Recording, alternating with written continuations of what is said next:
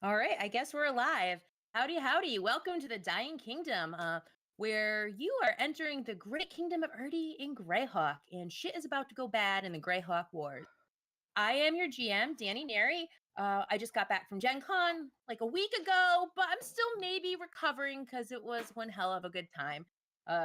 Rich is our witness to the debauchery at Gen Con. And so I haven't seen everybody in so long, so just wanted to say hi to everybody and go around the table and tell us what you've been up to these last 2 weeks, if you don't mind. And we'll start with Laura.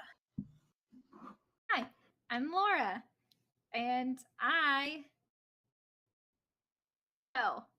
having a good time. That's what I've done. Yay! Nathan. Hey, what's going on, everybody? I'm Nathan Bailey, and I'm playing Lyceum Ignotium Aline, young rogue. I'm actually in a hotel room in Indy on work. I've been in the last hotel room the last couple of days, so that's why you see the old headset again. So hopefully we won't have any problems.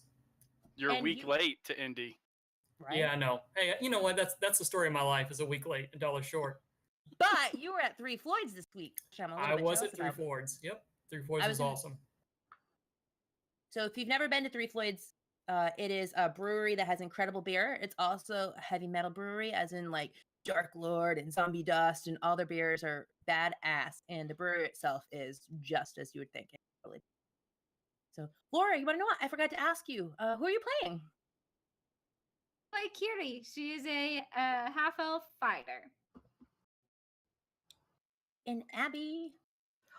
Oh my goodness, I missed all of you guys. It's been a long 2 weeks. My name is Abby, also known as Abigator Frenzy. And today I'm going to be playing Amara, a human warlock who is I'm very interested to see how everybody else reacts, because last session was pretty intense. And there's gonna be some we'll see. You guys, it's gonna be awesome. That's all. Yeah, hi. I missed you I will guys. say, after last session, I had such a gamer's high. I was up till I don't know what time. I was like, all right, I'm going to bed. I got to work in the morning. And I wasn't. Tick. So, plotting your demise. Right. And Abby actually has some really good news that I want you to hear right off the bat. Okay, you guys. So, if you guys didn't know, Danny is in a wonderful D&D podcast called Tales of Blood and Stone, which you all should listen to. So they had an amazing drawing for VIP pass. I always want to say Arcade Con, but it's not it. It's Catacomb. Catacomb. Yes, Arcadicon, whatever it's called. I have a VIP pass because they're awesome, and I freaked out, and I'm just here. I didn't get to go to Gen Con, but I get to go to this con now, and it's in Dayton. And you guys, if you can afford it, should totally go, so I can give you guys big hugs. It is incredible. Good time. I think Rich is gonna try and get down there this year, right? I'm gonna do my best. Rich. You stole my VIP pass. Sorry. You can Yeah, still sorry. drive in the Reaper Mobile. Oh yeah, yeah. That's my not the one we went down to Gen Con with, but we're gonna drive the mini. Okay.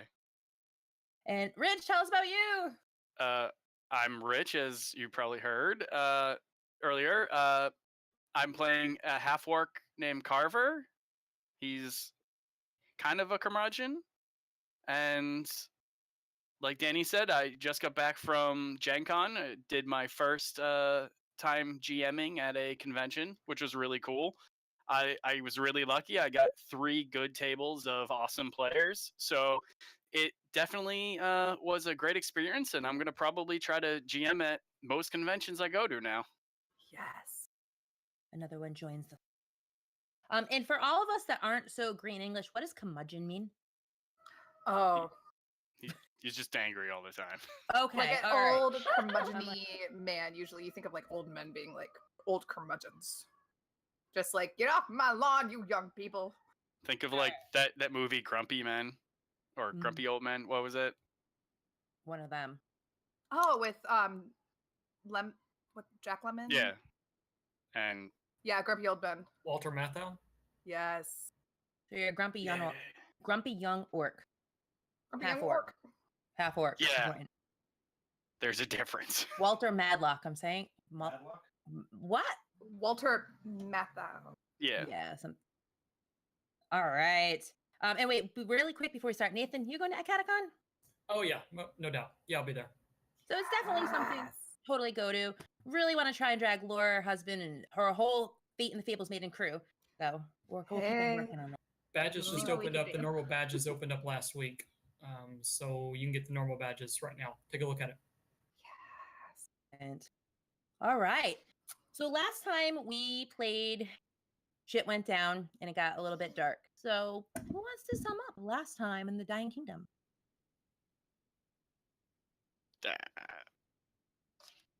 I can. Sure. So we started out at the beginning of last game in the trailer Caravan. in the caravan section west of the guards that we had actually killed the week before. Again, we killed the guards because they had a young half-orc boy, and we're basically killing him. So we knew we had Carver with us, and that wasn't going to fly. So we went ahead and took them out, not really understanding the consequences.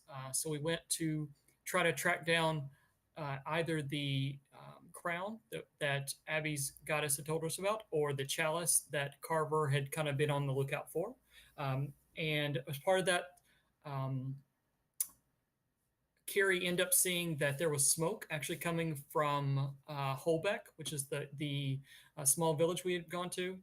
We came back there only to find that orcs were raiding it, and there was a looked like a priest of Hexer that was dressed up, or someone that's dressed up like a priest of Hexer that was leading them, and then an actual priest of Hexer came in and kind of helped us out. So we ended up killing the orcs. And part of the process, Lyceum ended up saving a young girl, the same young girl he'd saved from the scarecrow monster a couple weeks before. And as part of that, she actually ended up getting taken. We were able to actually defeat the orcs, and I believe that at that time, Amara and Kiri were talking with one of the only adults still left, the one that knew Kiri before, and he'd actually hidden some kids away in a cellar. They ended up working with him, and then Carver and Lyceum ended up trying to follow the orcs as they blazed the path back south. As part of that, interrupt one thing. Why were the orcs there? How'd they get there? I don't know. That is a mystery that is yet to be decided. We were going to take one and interrogate it. We think they must have overpowered another guard. They could never have gotten to the place where we left 5 dead guards. It had nothing to do with what you did, right? Yeah, it had nothing to do with what we did. We totally screwed that up, but okay. It's untraceable. Yeah, untraceable. To be fair, the amount of orcs we found later on would have overpowered that guard anyway. That's my story, and I'm sticking to it. And you're sticking to it. All right. I get it. So we had hoped to track them down to find where they came from, of course, and in the process maybe get the young girl back. And ended up that Lyceum, who is the rogue and should be dexterous, fell into a bear trap and then got his leg almost snapped off. So we went back to town, ended up meeting Carver, and Lyceum ended up meeting back with Amara and Kiri. And then we all started tracking them.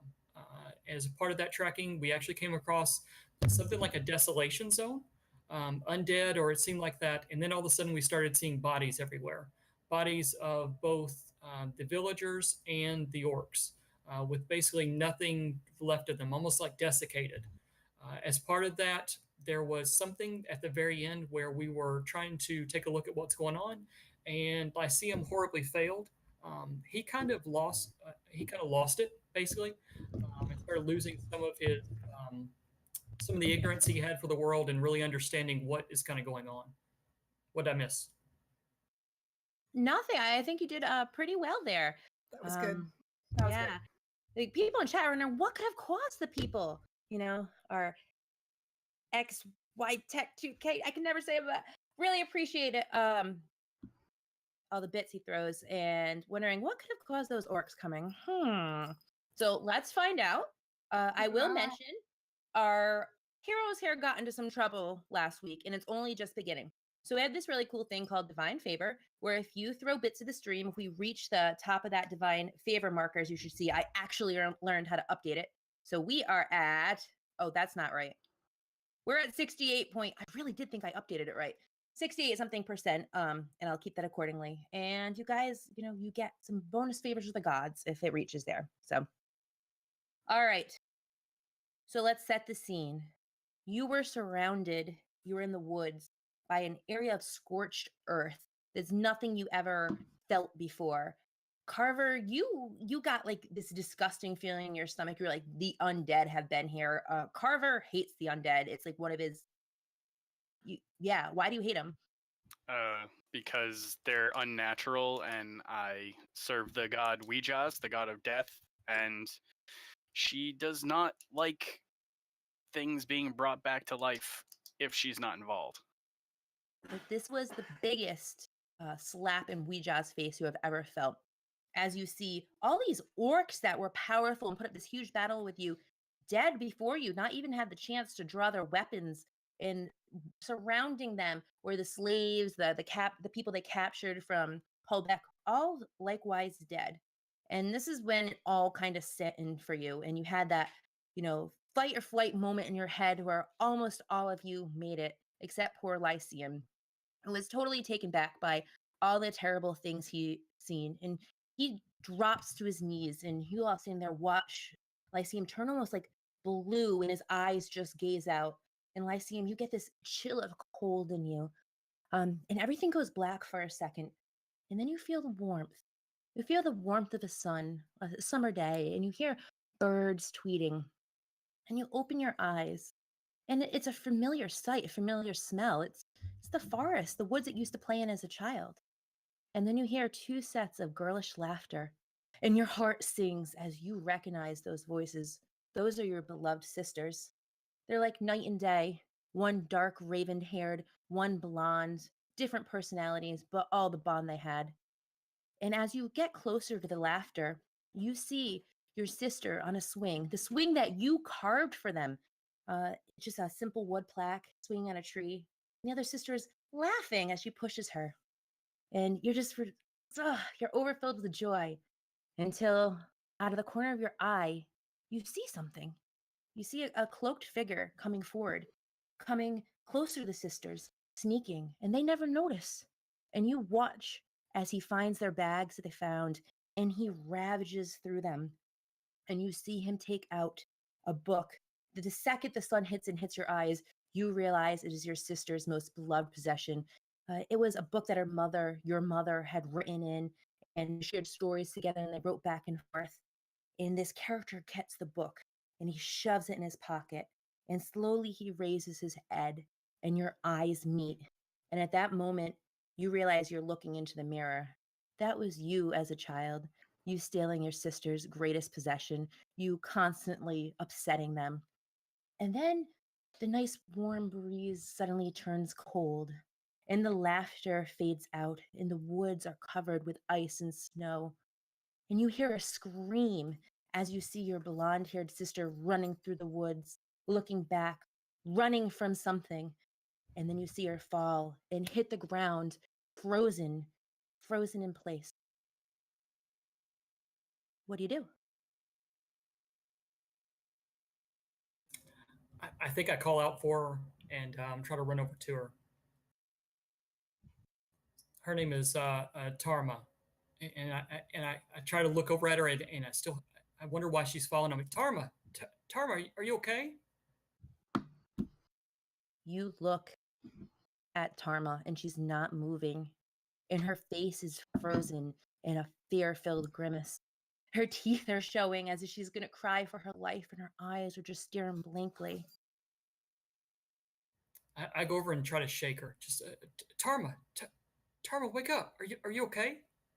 As you touch her, her body, it starts to transform. And instead of looking in Tarma's face, you're looking in the face of the little girl at the camp. The little one that you tried to save, but so terribly failed. And as you touch her, the body crumbles, and the little girl cries out, "Help!" And it all fades into ash. And there you're left standing, a pile of ash in the woods, and your family is home. Abby's flicking me off. I'm trying really hard, you guys. Like, my reactions are usually really intense, so I'm going to try my hardest to keep those in. Otherwise, I'm going to be flailing and crying this whole session. I think he just doesn't. I think he kind of like almost puts his hands down and sifts through the ashes, just trying to pick up what was her, and just tries to figure out what is going on. Like what I think he would be crying, but he's past the point of crying. It's a fear fright type of what is going on. He's just kind of looking around with these ashes falling out of his hand. You're looking around, and you feel a prick, and you yank your hand away, and in it is a little pin that Tarma used to wear. It is your family crest, and it just pricked you. And with that dose of actual fear, you suddenly shake, and you open your eyes again, and you still feel this small metal object pushing into your hand, pushing blood. But you are back with your friends, but you're not the same. Now, what did we see when this happened? Lyceum, what did they see when this happened? So I think they would see me kind of stare off into space. I was there already. I was by the girl's body, and I had kind of grabbed onto the clothing that was on the body to try to figure out if it was her or not. We still didn't know if it was actually her. I think Lyceum knew, but wanted confirmation. So as he reaches down to grab the clothing, he just falls down on his knees and just almost starts sobbing and weeping in a way that, I mean, you would save this for like someone very very close to you passing, and you can hear him call out a name, Tarma. Tarma, are you okay? And you probably would hear that. He hasn't made mention of anyone like by that name before, so you would see that, and then you would see him kind of sifting his hands through the around the body to try to figure out almost without looking, and he comes up with his fist clenched, and if you look closely, you can see there's a line of blood out of his right hand. Whew. Lyceum, can you do me a favor? Can you please tell me what your family's pin looks like? I'm trying to think of um, your family's name, but that's okay. We'll just pass that up.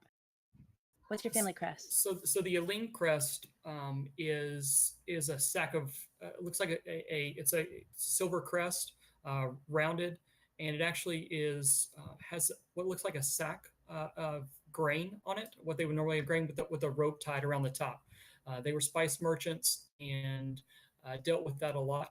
So they actually had that was kind of their sign and their symbol. As you look at the pin and you look at the blood in your hand from the pin, your eyes suddenly go red and you just start shaking again, and you open up and you see clear. But once again, this pain, it's changed you. Lyceum, you have a touch of madness with you. So mechanically, this is going to change things a little bit. So let me see. I wrote my notes down. You are going to be rolling all skills with disadvantage right now. You are also going to be struck with delusions, visual delusions, that I want you to play out how you want. Okay. Okay. Do these delusions? Do you want them to be? What do you want them to be based on? Does it matter? I want you to tell me. Nope. It can be. I'm going to leave that one in your hand. You can play it up as much as you want, or not. It's up to you. But the Okay. mechanical penalties are going to stay until you don't know until when. But maybe you can ask somebody. I don't know. Sounds good. So you see your friend just sobbing and clutching at something in his hands, and then he just like stares blankly for a second, and the woods goes just for a minute, and then everything's back to normal. I think during this time, Carver would have kind of been just like faced away, kind of wandering around, like, I don't want to see this. It is very painful for you all. Actually, Kiari, you've seen something like this before. You've seen people go mad in the battlefield. Just you've seen fear take over them, and also as their lifeblood is gushing out, that frantic clawing at life. You haven't seen it quite like this before, but you recognize he's not the same as he was. I would probably go to pull him away from where he is and move him environment the best I could. And he's easy to take. Lyceum will Okay. move and go wherever he's guided. You can see his hand is still gripped rigid with whatever is in it, but he will he's not looking at you. He's kind of looking away, and you hear him keep saying that name, Tarma, Tarma.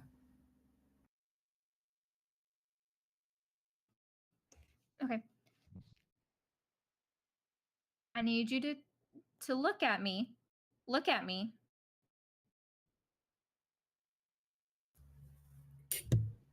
Carrie, what's going on? See. Describe to me what you see with your eyes. I see you. I see Carver turned around, and I see Mara over there. What's happening? Where are we at? A clearing. Did we What do you find mean? did we find the orcs?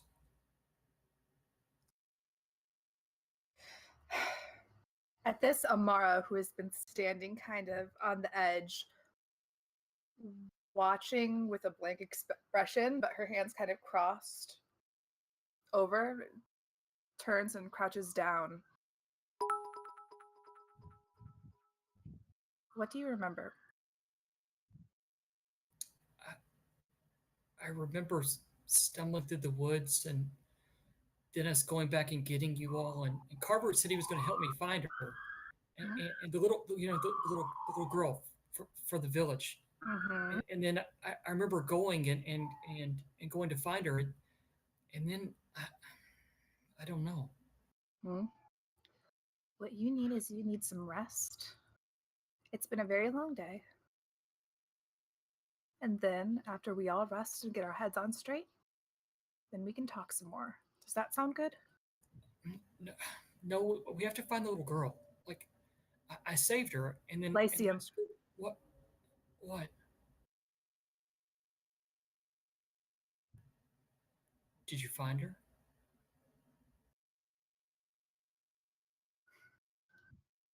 Look at my face, and you know what the answer to that is. At this point, Carver walks up and he's like, "Are we done with the waterworks?" I think we got a bit more waterworks to go through. Be patient. Letting your emotions overcome you gets you no closer to the vengeance that is earned for these deaths. I ignore Carver and I kind of kneel down next to Lyceum. Let's go find somewhere and you can go to sleep. And you can forget for a little while. And then after you wake up, I promise you it will be a little bit easier to sort through your thoughts. Okay. Just one more question though. Have you seen Karma? And I think he gets a far off look in his eyes and just kind of is pretty unresponsive at that point in time. No, I haven't. And at this, I kind of look towards everybody. Well, I think we need to find a place to stay. What time of day is it right now? It's gonna be dark in about 2 hours, so not dusk yet, but it's getting there. You've been here quite a bit. And Amara, you hear in your voice, "Ah, that Carver's a bit of an asshole." Everybody deals with death a different way.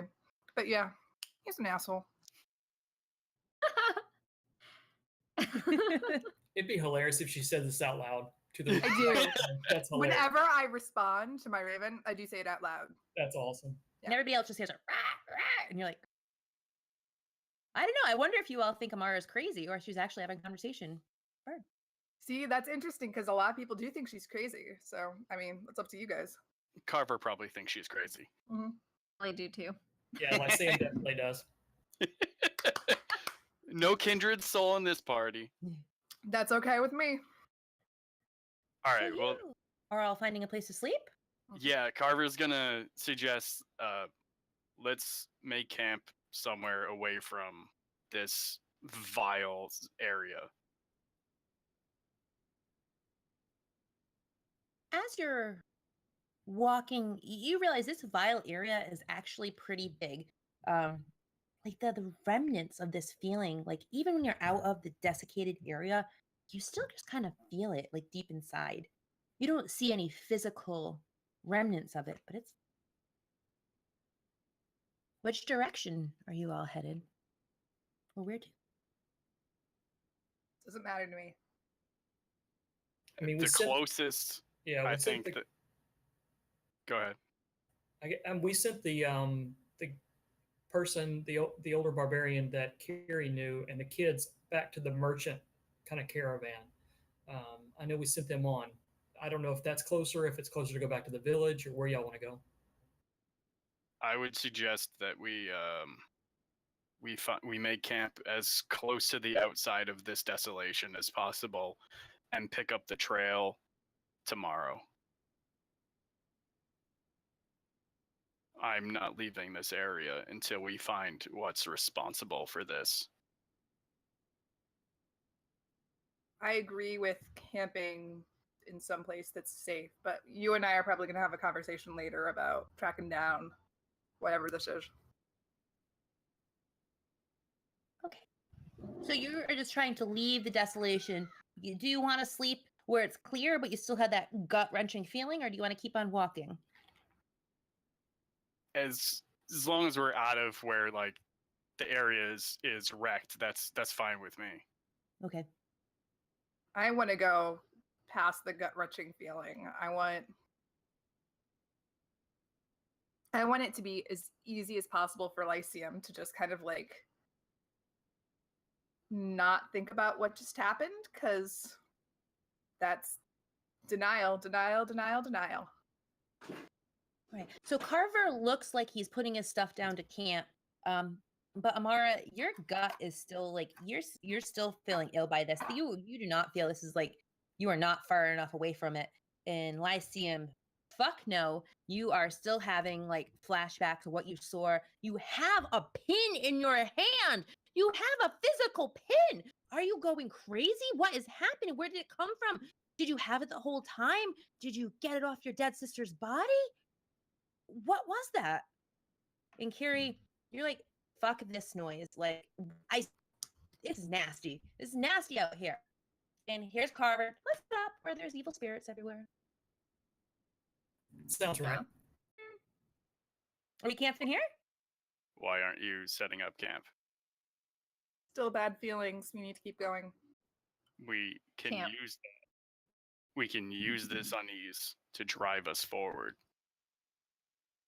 I turn around and I look at Carver and I say quietly, not all of us here are strong enough to use this in a useful way. Do you understand what I'm saying?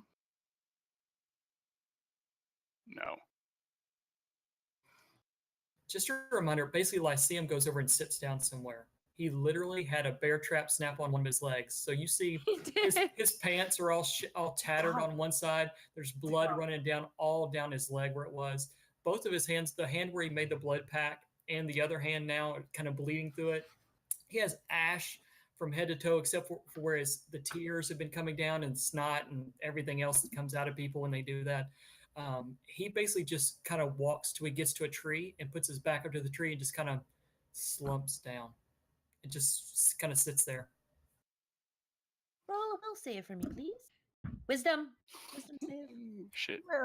Is that me or who? Yeah, you.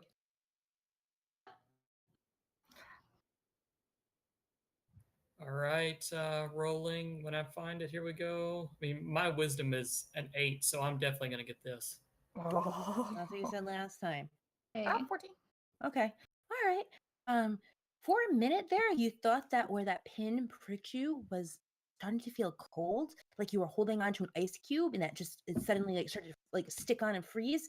And you go to feel it, and it's just your flesh. It's okay. It's not. Is it still there? Is the pendant still there, or is it gone? The pin is there. Is there a mark, like what you expect from freezing, or on my skin? No, there is none. I think he finally kind of lets his grip release, and as everybody else is kind of talking and bickering back and forth, he kind of just takes the pin and slips it into one of his pockets above his heart. What's everybody's passive perception? Not you, Lyceum. 14. 12.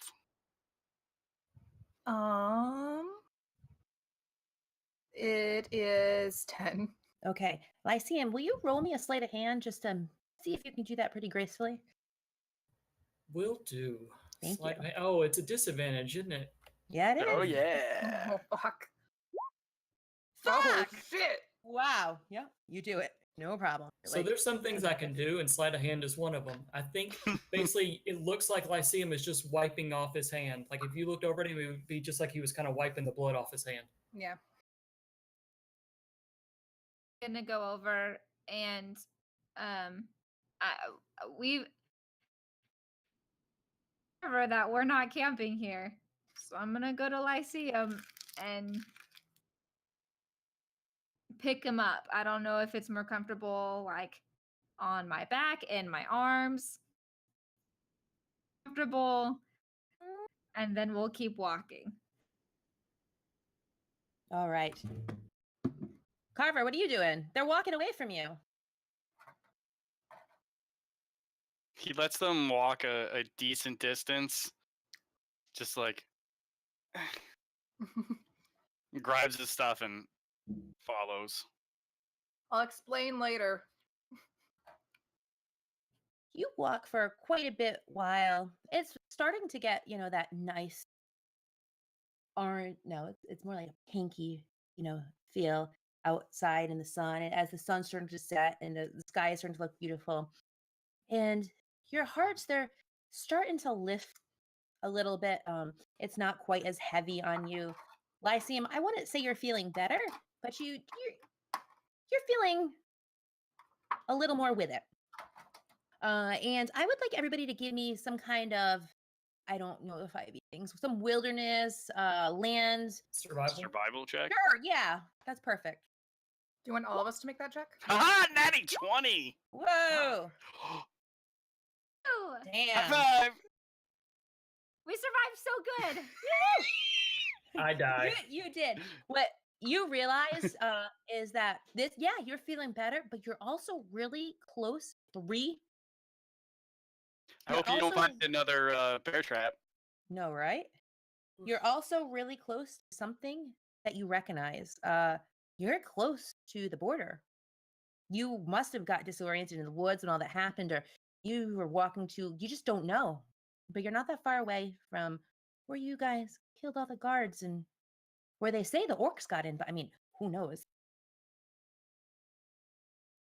They weren't going back that direction, so they couldn't have come that direction.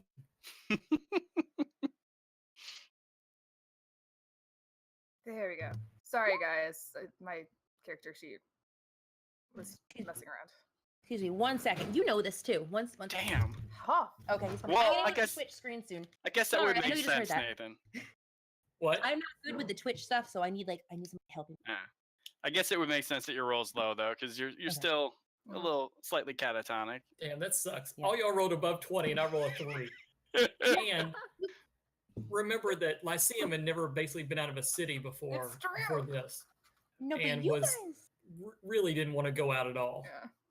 you guys see Lyceum like turn around and it's like, guys, I think we need to go this way, and he's pointing right back where you came from. The village is that way.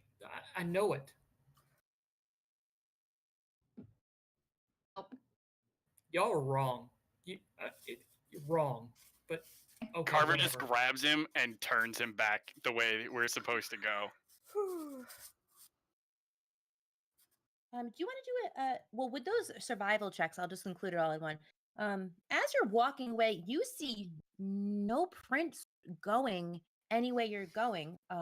But you did see a whole shit ton of prints headed where you were from, which makes sense to you because probably the raiding orcs were headed that way, but you don't see anything going back. Makes very much sense because they're all dead now. Yeah. And with the 22s, the 23s, you don't see any other like weird prints. I kind of turn to Kiri and I'm like, do you have any booze on you?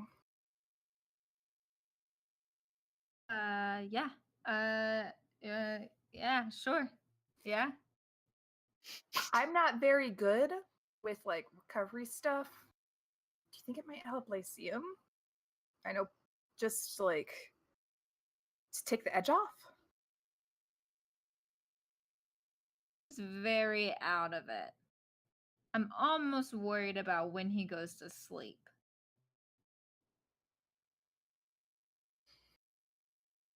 Wake up after a day like this.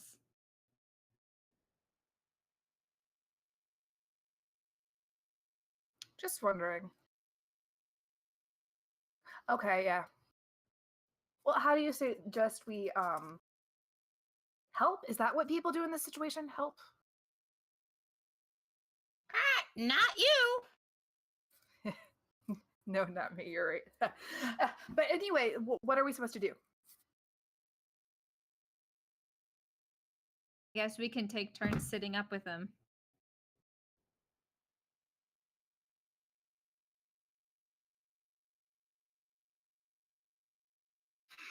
I'm not really tired. I'd be willing to sit up with him. It's not that big of a deal. Or are we I making sleep very much. are Oh, we you don't making sleep. camp here now? Is this fine?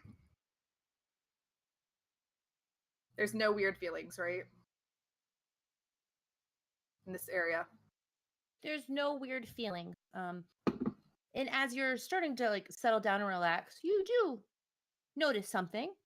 You notice one set of boot prints you didn't see before. Maybe you just missed running towards the border. But that's not strange to you. That makes sense. There was somebody that was running towards the border, last you knew. But no weird feeling. Okay. Sure, this is good. We'll set up camp here. Who was running for the border? Remember, somebody was going to check to see what happened with the Oh yeah. outpost, which we don't know anything about. Mystery, really, the whole thing. Whoops. Mystery. Again, in my opinion, I feel like we saved those guards from a more brutal death. I'm not Like, talking they'd have about been this right now. eaten, Do you and we remember killed that? them quick. Well, okay. Do you remember that locket? I just want to just remind you. You just had a vision of Yes. locket that fell off one of the guards you slaughtered of his family. That's all. I didn't give a shit. No, I Yeah, still fuck don't that give guy. a guys. shit. Fuck those guys. All right. So you are sleeping here. Are we taking watches? What are we doing? I think we're taking watches. Yep. Yeah, definitely. All right. How's the watch order going? I think it was Amara and then me. I don't know. Is Carver gonna? Yeah, he'll take a watch. Oh, Hmm? split into 3. All right. So who's first to sleep? Asleep? Because I'm gonna put you on the spot. Yep. Who's falling asleep first? Carver, as soon as they set up camp, and he just goes right to sleep. Okay. Carver, No you problems. fall asleep, no problem. But after all that happened today, something does happen. You have a dream of one of your worst childhood memories. Tell me about it. Jeez. Oh, I'm not prepared for this. It probably would be the first time he was caught scarring himself after the orc tradition, Ooh. where his father found out and he did not like that, and so he locked him in a basically like solitary confinement, like in a hot box, and told him like, you gotta think about what you're doing. And so it's just him locked in that tiny box, sweating. What were you carving into yourself? Any particular symbols that had any special meanings? Not necessarily. It was just more along the lines of he knows that the orc people do ritual scarification, and so trying to find some kind of connection with his mother, he brought that that into himself. And so he's like, I don't know if people have seen the art or if I've described it before, but he's got some lines cut into his head, and then he's got some lines cut into his face, almost like a skull, Okay. giving his face the appearance of a skull. So he Beautiful. kind of like worked on that throughout his childhood. Oh, this is wonderful. Thank you. Whew. Who's next? I guess. It would be Mara. She had the first watch, correct? We'll do it. We'll just What? you're all gonna get a turn at this. Oh, great. So we'll you don't have to, we're gonna just take turns. You all out of exhaustion fall asleep rather quickly, but are haunted with pressed memory. So Amara, one of your worst childhood memories comes to you in a dream. Childhood memories? Or if you want to give me something else, that's fine. It's kind of childhood memory. She gets she has a dream of a really, really, really big crowd and a woman who is standing and talking to this whole big crowd, and everybody is and you see Amara, and she's at the front of this crowd, and she sees this crowd coming closer to the woman and closer to the woman, and she's trying to hold them all back away from this woman, and it's not working, and the crowd kind of overrups her and kind of falls over this woman even as she's talking, and as the crowd kind of engulfs her, you see the woman's eyes kind of lock eyes with Amara with like an expressionless face as this crowd of like really horridly like ravaging people literally tear her flesh like limb from limb. It's just like this raging mob as Amara stands horrified watching all of this happen. And it kind of flashes back to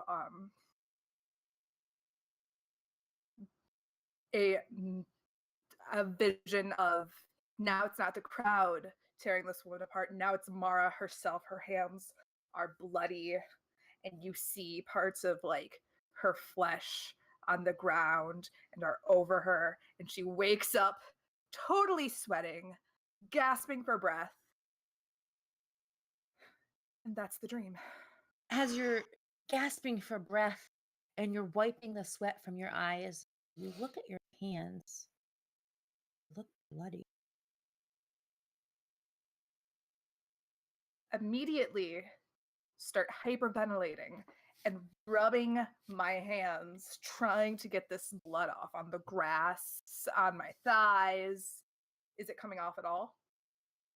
You go and look, and there's no blood on your hands anymore. You hear, "Ah! What's up?"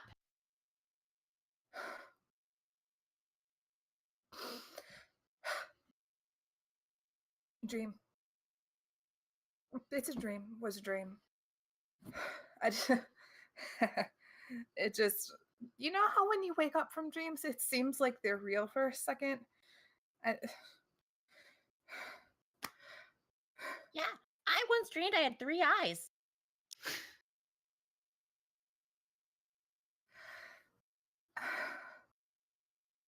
That sounds like an interesting dream. Listen, I was sleeping on you, so can you try and stay still from now on? Like, go to bed. Yeah.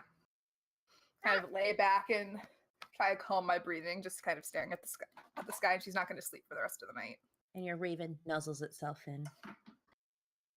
Carrie, you are exhausted and you fall asleep for nice, refreshing, rest until terrible memory haunts you. It can be childhood or older. I think I'll go with later childhood. But so she was home with her mom. When this happens, they weren't at home. They were at the market, and really hungry. Her mom wasn't good to her. Very hungry. And so she takes like an apple or bread or something from one of the marketplaces because she has no money and doesn't want her mom to know that she's taking it, but gosh darn it, she's got to take care of herself. Um, Shop owner notices, makes a stink about it, obviously, and is out and yelling. And not like a parent yells at their kid for like doing something wrong, but like correction, but more like almost purposely to Kiri and having everyone in the market like turn and look at the situation as she berates her stealing this food. And home, and she sends Kiri to corner that has a little pile of hay, and she tells Kiri to sit there until she has learned her lesson, what she's brought back to. And Carrie, you wake up feeling incredibly ravenous, like you haven't eaten forever. Your stomach is a pit and it's so painful. And you haven't had this feeling for a real long time.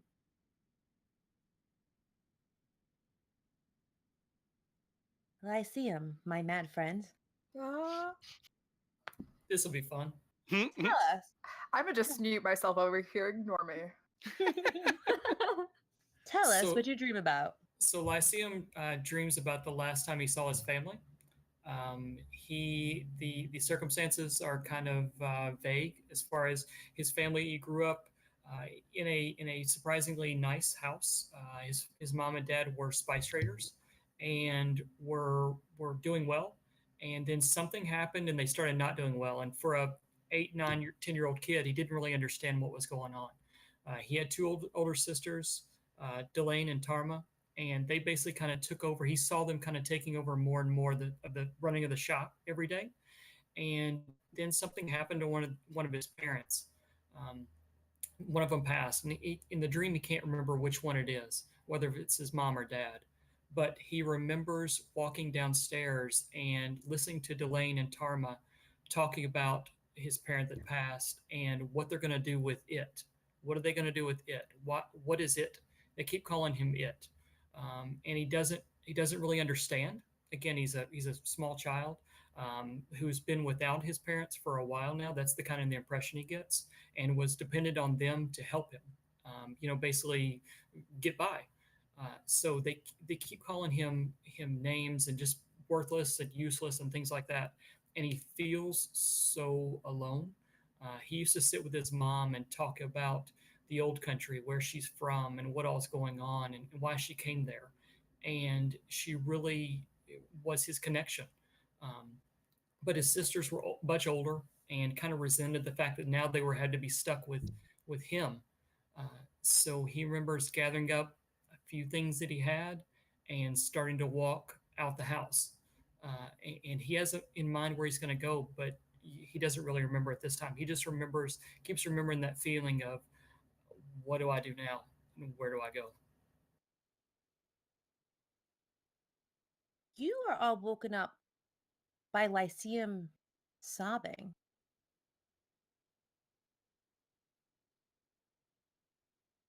And Lyceum, you wake up and all your friends are standing over you. And you see Carver with fresh wounds in his face, carvings, fresh cut marks. They're freshly bleeding of this orcish, like skull, like, as he would be. I don't know what the fuck you call it. Carvings.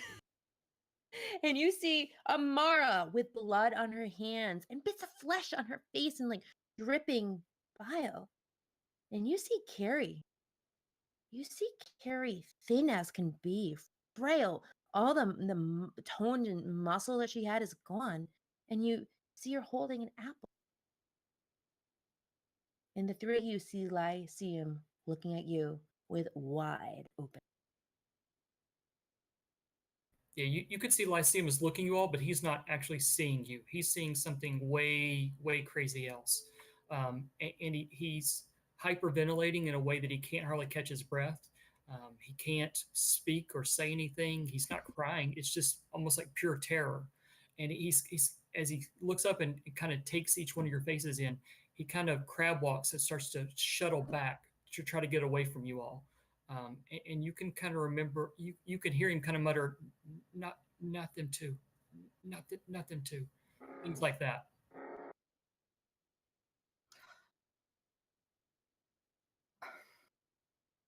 I feel like Carver would just grab him by the shirt and pick him up and be like, snap out of it. Like, shake him violently. You grab him by the shirt? Yeah. Carver, you feel a pinch in your hand as you grab him, as something pierces your hand inside his pocket. He just ignores it. Okay. Lyceum, you hear as loud as you never imagined the sounds of metal starting to crush. And it's just, it's so loud. It's all around you. I think as he kind of notes that, it almost makes him snap into consciousness, and he grabs Carver's hand, like with both hands, and you see fear like you've not seen before. Carver, stop! Please stop! He just lets you go. And as quick as you let him go, he basically falls down the ground and starts rummaging in his pocket for something, and is trying to pick out something from his pocket. It's there, Carver, but you can tell something's a little bit. You all see this. I see him. What is it? It's my family crest.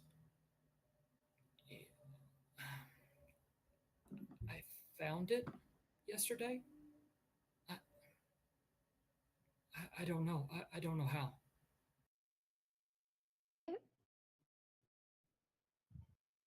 You can see he really doesn't want to give it to you. He may like tilt his hand a little bit like this. It's almost like he's holding a baby bird. He's kind of like,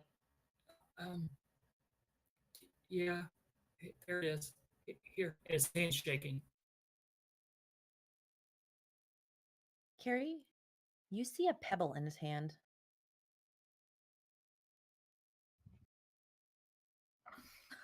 I see him. Isn't it pretty?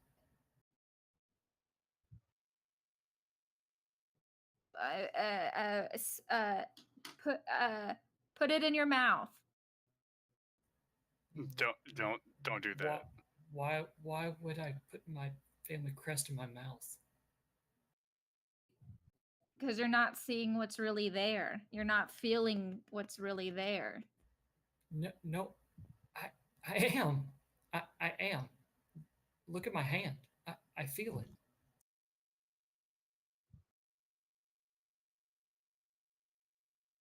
Everybody sees a pebble except Lyceum. Except Carver, you look at your hands and you know you felt like a little prick, and there is a little like blood spot on your hand.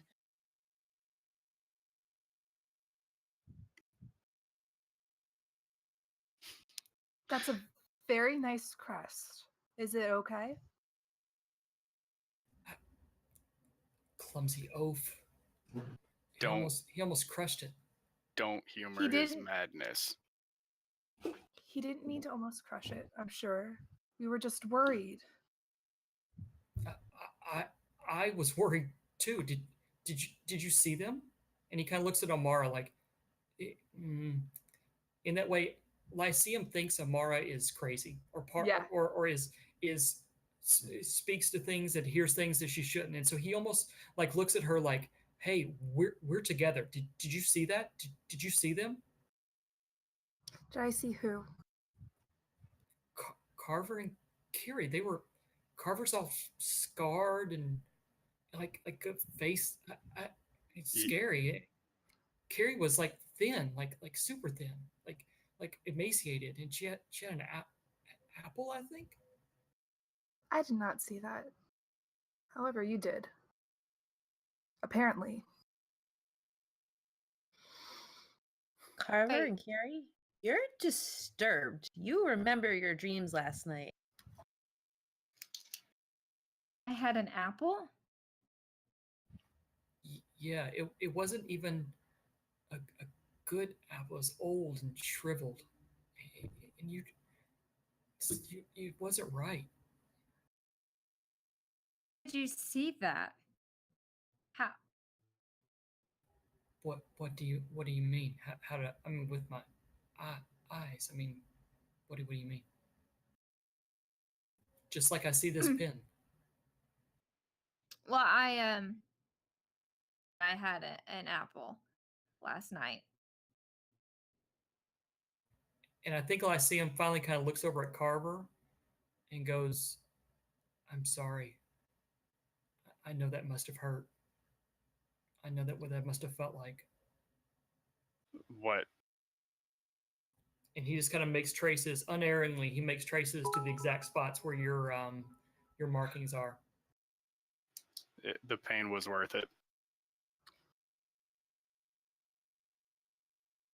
You're seeing things that aren't there, but are. What? Why are you even talking about my scars? You've always seen them. No, not like this. Not like this.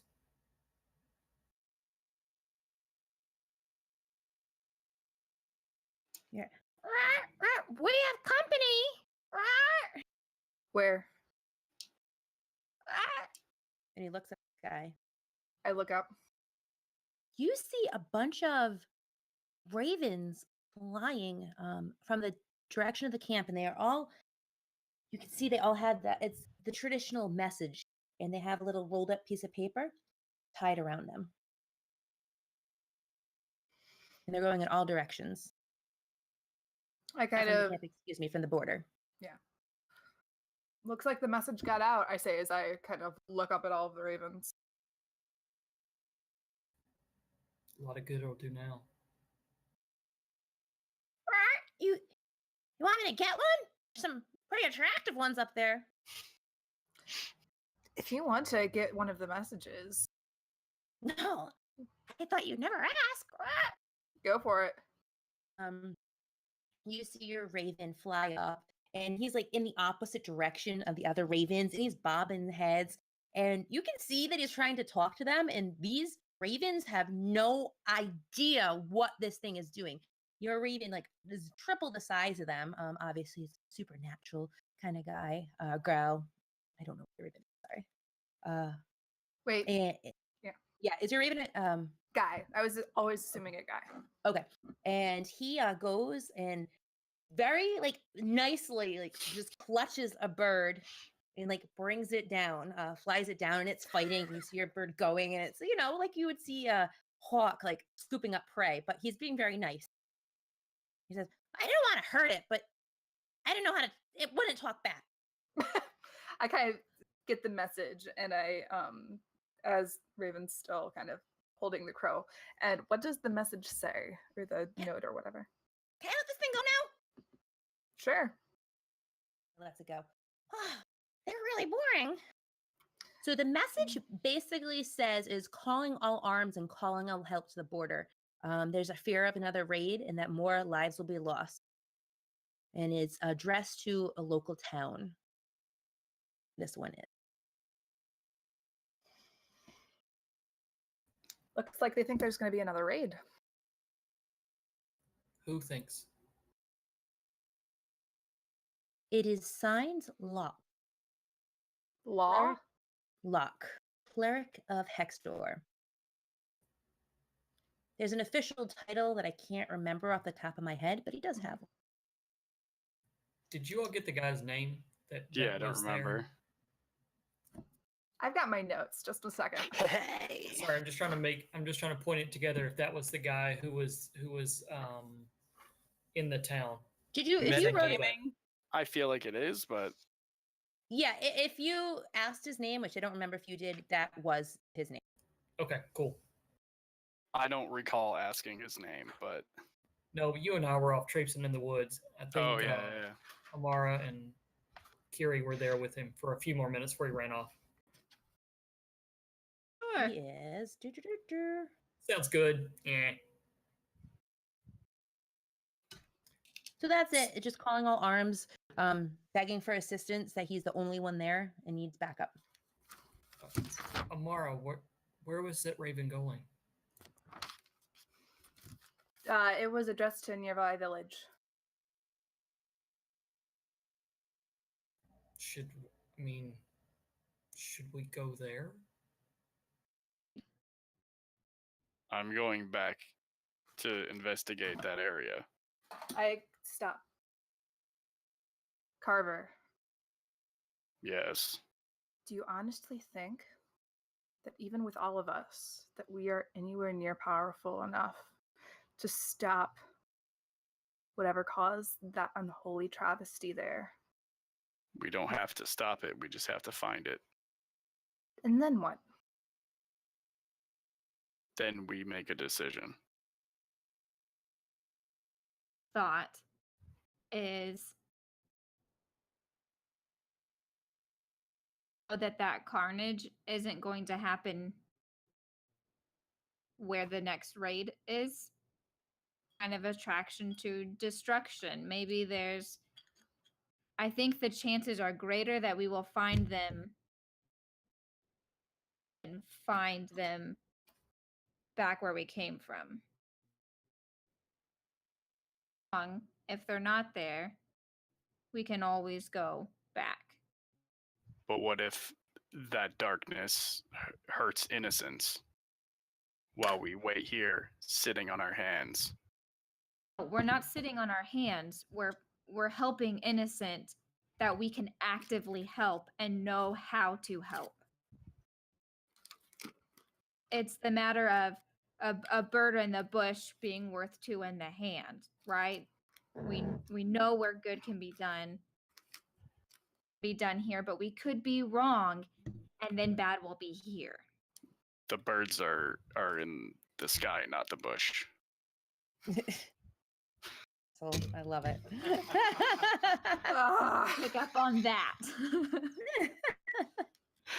I couldn't resist. Even Lyceum's like, what the hell's this dude talking about? So where do we want to go, folks?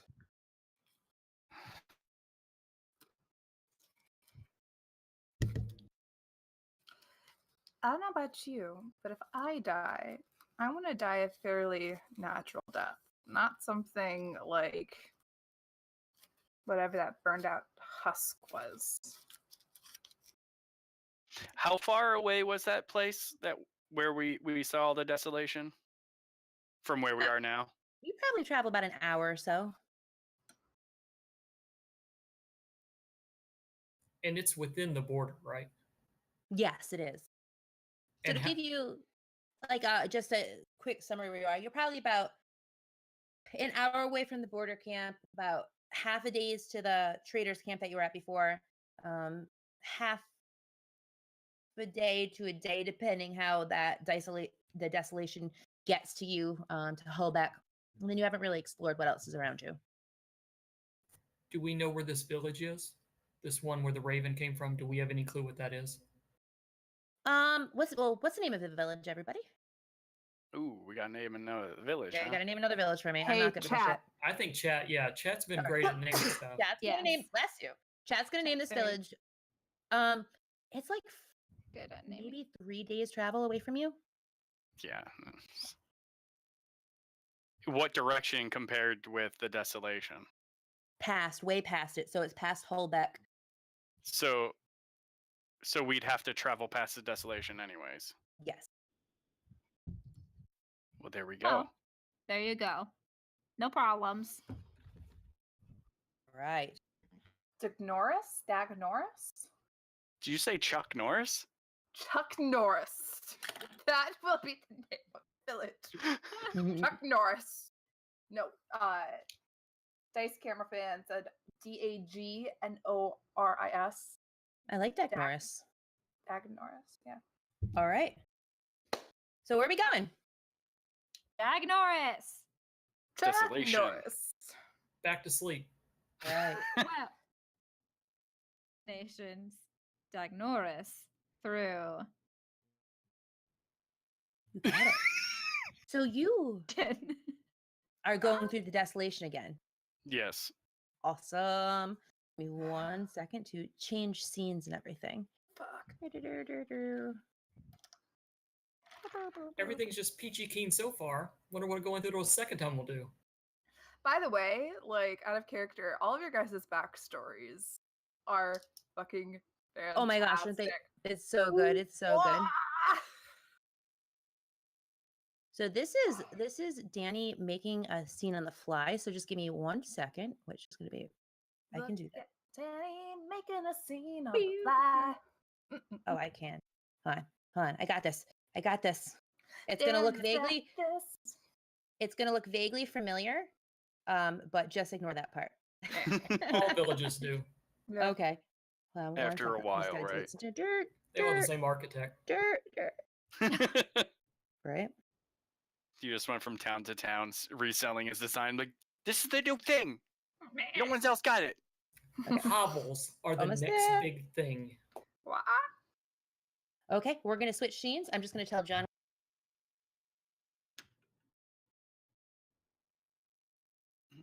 Yeah. Of undefeated judo competitors. The city or the village of Chuck Norris. All right. I am like Twitch illiterate, so I'm having somebody I'm Twitterliterate. And I am having Hey. somebody help me out with that. Okay. Just pretend it doesn't look familiar. So you go to the desolation that you're doing, and the ground is all torn up. It is definitely still scorched as you saw it, and but it's turned up.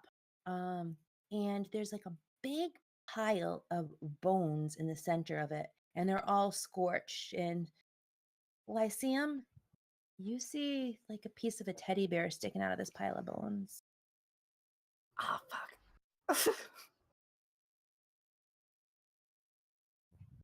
I think without, just like he did last time, where he just kind of walked out in the middle without looking, without doing anything, he just starts trudging over to it. He hasn't, he hasn't like lost himself, Mhm. but you can see he has a purpose that he's going straight for this thing. Sure. I try to stop him. I put my hand on his. I'm trying to stop him. Lyceum. Are you stopping at all? No, we're gonna dex if we need to do this. Oh, All Haha. right, let's dex it up. Yes. Oh, I love this shit. Dex it up. Amara trying to stop Lyceum. all right. What do I gotta roll? Dex, not anything else. Dex. Saving throw? Okay. So would this be like a grapple? I was trying to be bad. Dex. I don't know grapple Dex, rules, dex, so let's just have a dex off. Oh. Sorry. Nat And 20. Lyceum. Just hoisted off of his feet. All right, let's see. How does this look? I can't do anything. Lyceum is trying to go towards this pile. I put my hand on his arm. Lyceum. And then I like stand in front. Lyceum, you don't want to see this. And he keeps walking as the dazed look about his eyes. So I go in front of him. I kind of sweep his feet out from under him. So he's kind of on the ground. I crouch to see if he's like registering that I'm there or not. Lyceum.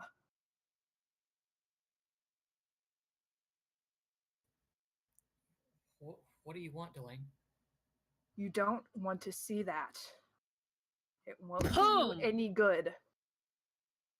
As you're saying that, a huge bone-like tail slams the ground right where Lyceum was, and you realize you just saved his life. And that pile of bones, the bones are just starting to fall off as something is starting to emerge, and you hear a horrible like screech coming. Hachi machi. Fuck no! Oh, I'm so glad we came back. Yes, me too. Me too.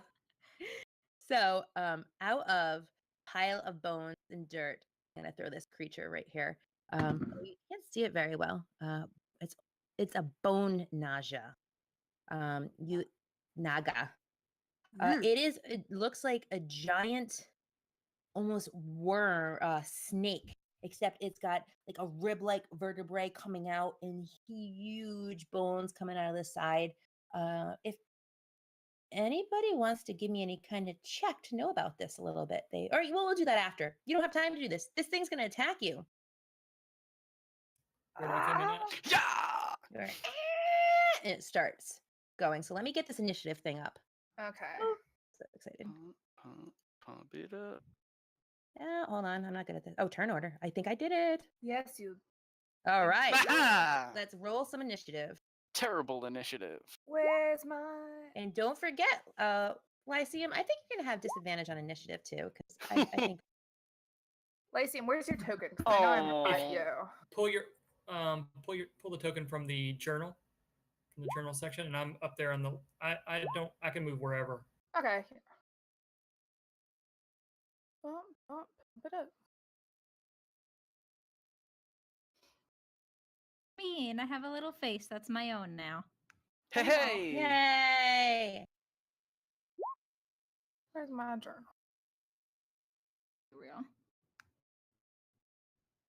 Oh, okay. All right. So I rolled a 14 with disadvantage. Okay, yes. Ooh, you. All right, what did everybody else roll here? And I put you in the initiative order. 11. 8. 11. And you are loaded on. Oh, I'm on the wrong layer. That's why. Sorry, I'm so new to this. Shit, right here. Option tokens, add turn. If you could just type in your scores there, what you got. And Lyceum, do I need to change your 11? No, that's my 14. Oh, I had a 14. 14 and a 16. Okay, So it took the last one. beautiful. I'm already on that initiative tracker. Okay. So you have me on there twice. Why don't I Yeah. see you twice? Oh, okay. Because I'm blind. It's okay. It happens. Yep.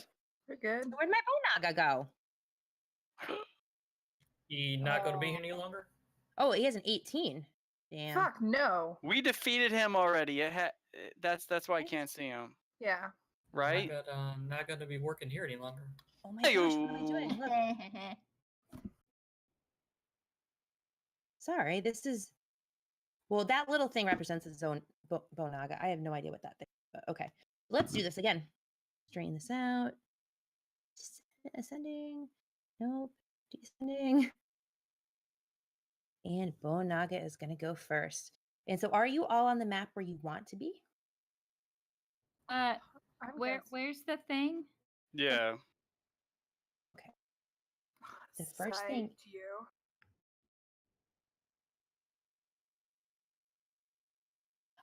It's going to start cackling. Says, wrong place, wrong time, no less. And it is going to run out and hit. Sorry, scribbling on the thing. Oh, first person here, Amara. It's going. What is happening? Bring it. Hold on. I got to put another guy on here because that one doesn't. I can't see wherever that is. Delete that thing. Do you see it? Yes. So it's the one closest to us right Yes. here. Yep. Okay. It's going to come right up here and it's going to Oh, try and okay. hit you. And I am going to try. All right. So, yeah, I don't know why it wasn't showing anything before. Wait. I This one or this one? that one right down there by okay, you, Amara. that's me. Yeah, okay. Yep. Okay. Carver, where are you running to? Bring it. Bring Nowhere. it. He was investigating the area Plus while you were 5. running at something. Convenient. I almost got this.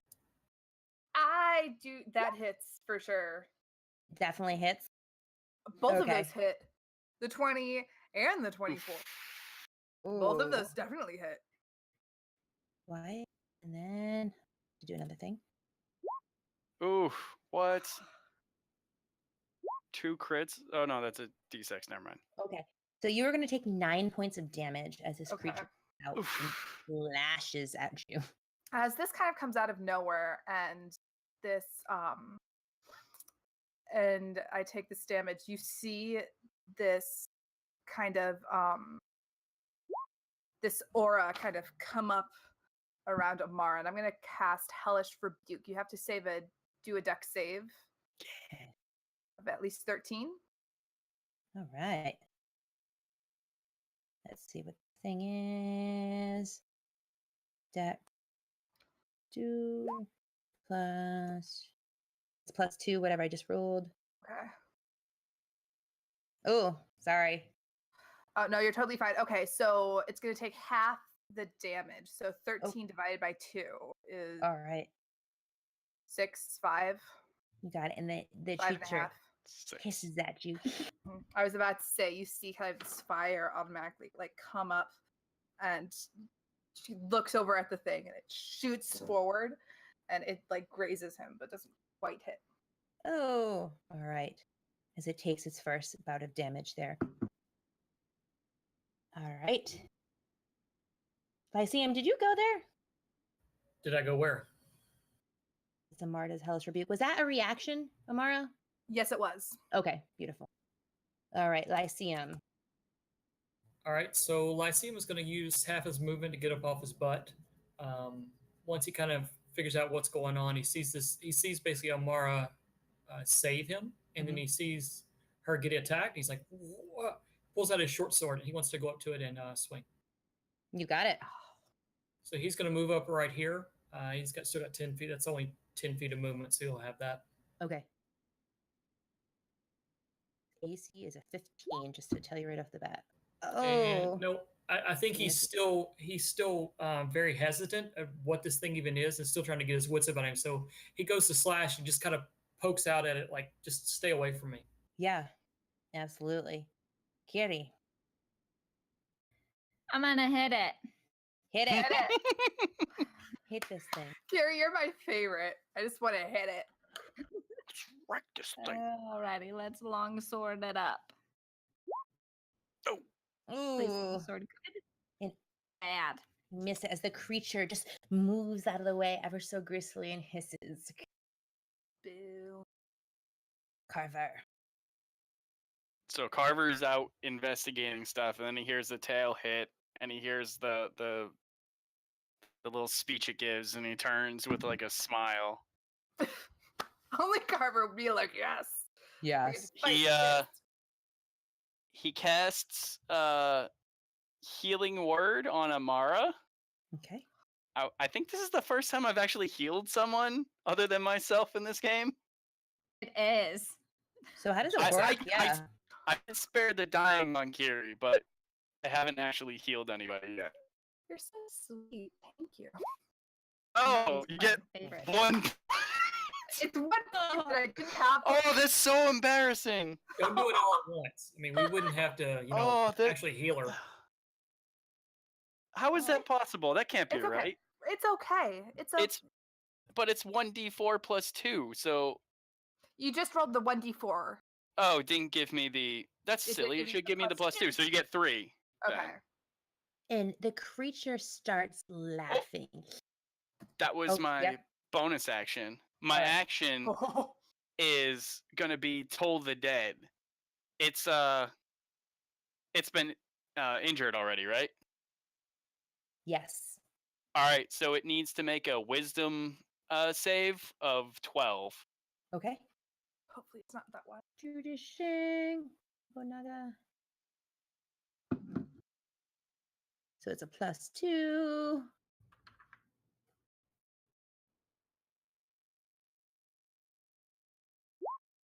Shit.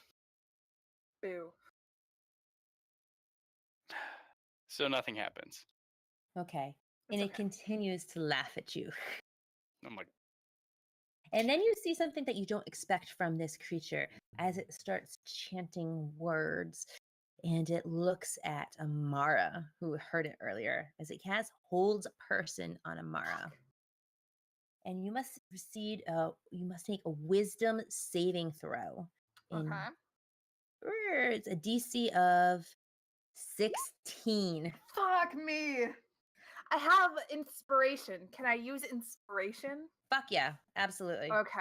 What's inspiration again? What is It's just a inspiration? reroll. Oh, fuck yeah. Okay. Okay. That's that divine favor, right? Yeah, never mind.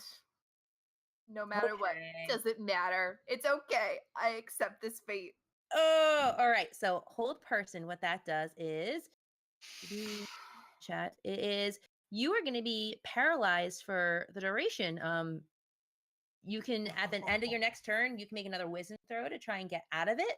But as of right now, you are just kind of stranded and you're going to be losing your. I'm sorry. It's okay. Whatever. I'm Yes. not worried about it. Lyceum. You All watch right. this creature start chanting something you didn't expect from a pile of bones.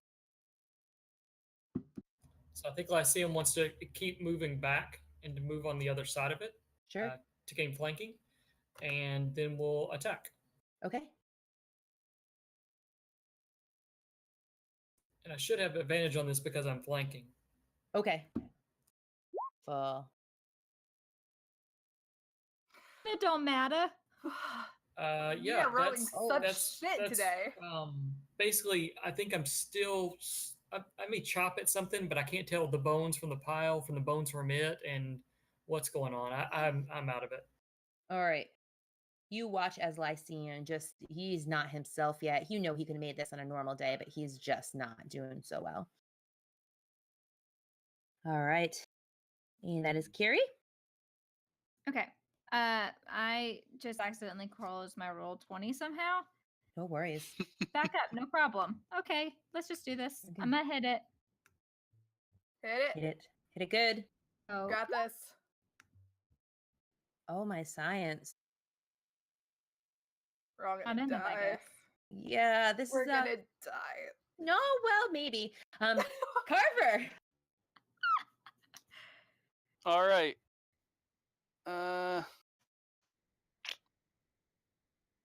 He is going to.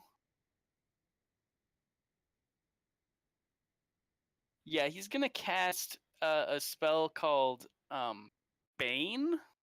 Yes. Ooh. So he's gonna prick his finger to get some blood, and then cast the spell. So the creature has to make a Charisma saving throw of 12. I bet that creature doesn't have no charisma. Oh, it's got a shit ton of charisma too. Seriously? Oh no! Yeah. How? It's like a bone Oh. worm. No, Bones don't well, have maybe. charisma. Natty 1. Come Oh. on. Natty 1. Oh, Boo! me. Wow, I'm really Fuck awesome me. tonight. This. So, yeah, so he casts the spell and it just kind of like brushes off of the creature. I am not a fan. Do you have any bonus actions or anything else you'd like to Nope. That's all I can do. do? Okay. Ah. The creature is Oh, going to fuck. say, puny mortals, you have no idea what you've gotten yourself into, have you? Apparently not. Shit. And it is going to cast Ray of Frost at Carrie. Oh, fuck. Here, you got this. You got a high AC. I believe in you. You're good. You're good. You're good. So it is a +4 to hit with a Ray of Frost. Jesus. Just Let's try this. Oh my goodness. If got only this. I figure out roll 20. I will. I will. In 6 months, I'll be like the roll 20 master. Oh, God. Fuck. Oh, It's just against my AC. So let's see. It is, yeah, it's against your AC. I hit me. thank God. Yes, Carrie. Yes. So that the creature hisses out and these blue, shards of crystals go by you and they miss you, but they catch Lyceum's eye. And he just has a moment where he starts to shiver in cold as he remembers the feelings he had before. All right. Lyceum, it's your turn. You Oh. have no technical disadvantage, but you're shaken.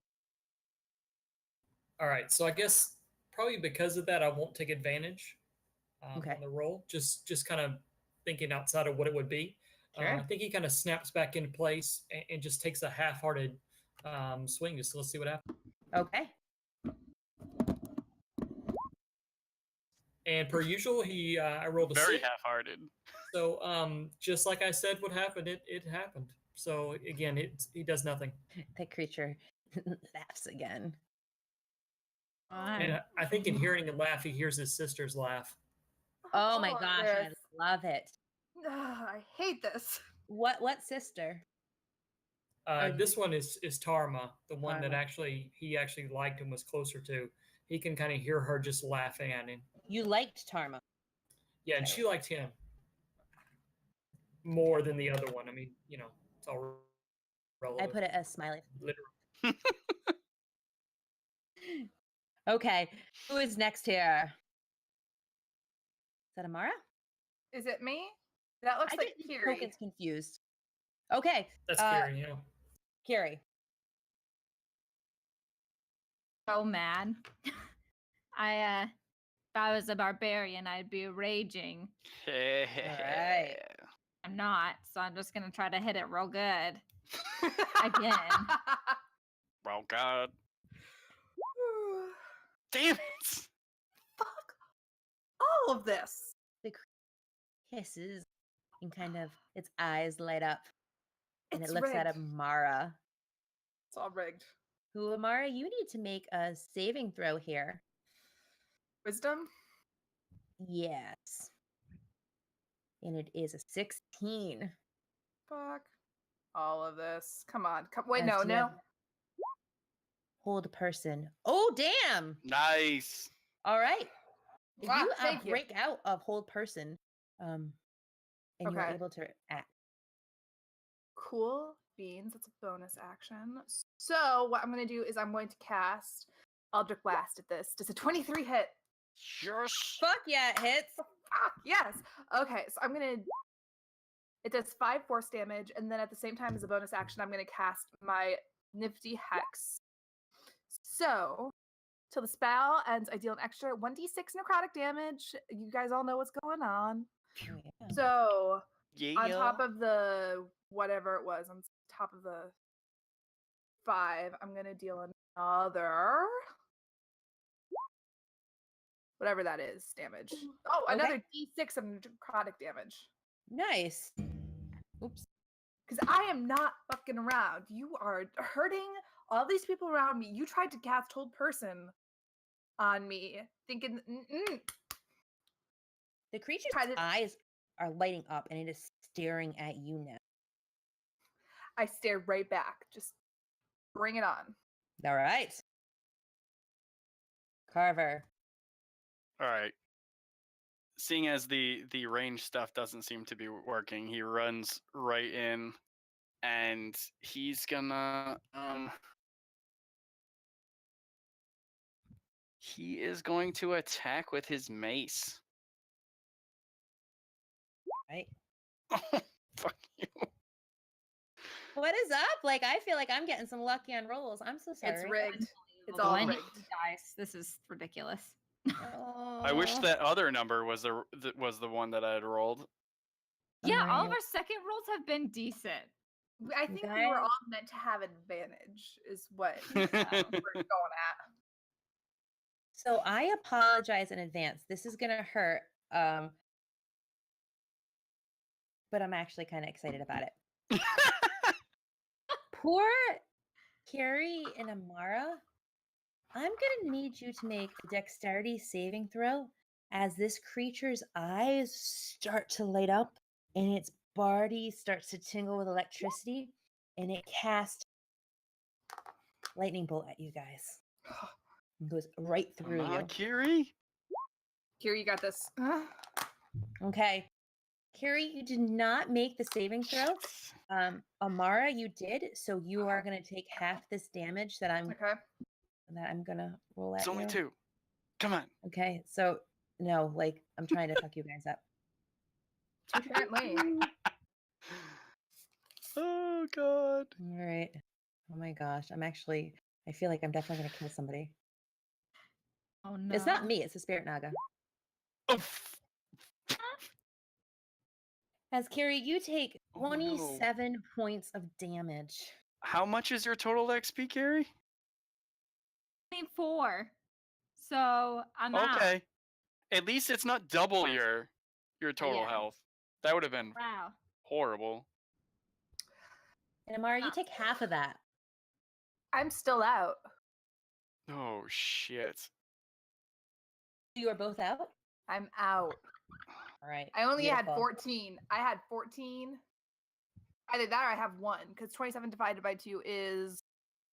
Be It'd be 13. Is it 13. rounded Yeah, up or it's rounded down? You round Round down. It down. specifically says not to. I've got 1. I've got 1 Oof. point of HP left. You're still Unbelievable. standing. Hey!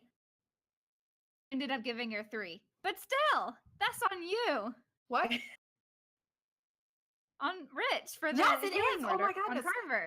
Did you Thank take you. that? Don't tell Carver that. Carver? I can't, I'm dead. You're unconscious.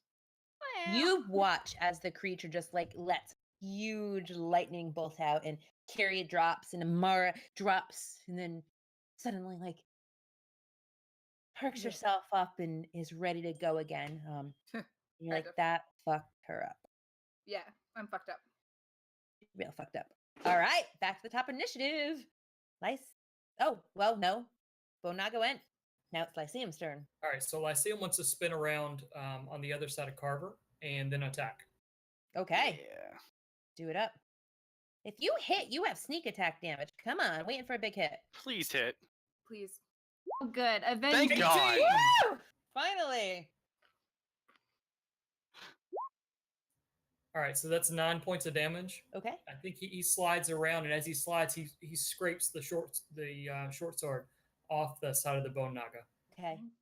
And you watching this thing is still strong, but as you do that, a piece of its rib cage like drops to the ground and it hisses at you and turns its attention to you.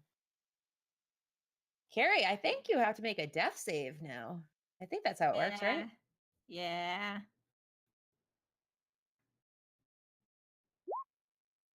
Woo, got one Yeah. pass. Pass. Okay, Yes. that's good. I know thing. Problem. Mara. Okay. I'm still... I'm out of spell slots, so I can't do False Life. But I'm going to do Eldritch Blast on this thing again. It's a 22. Oh yeah. 5 damage plus 4 damage. Ooh. So 9 damage altogether. And I'm also going to move. Let's see.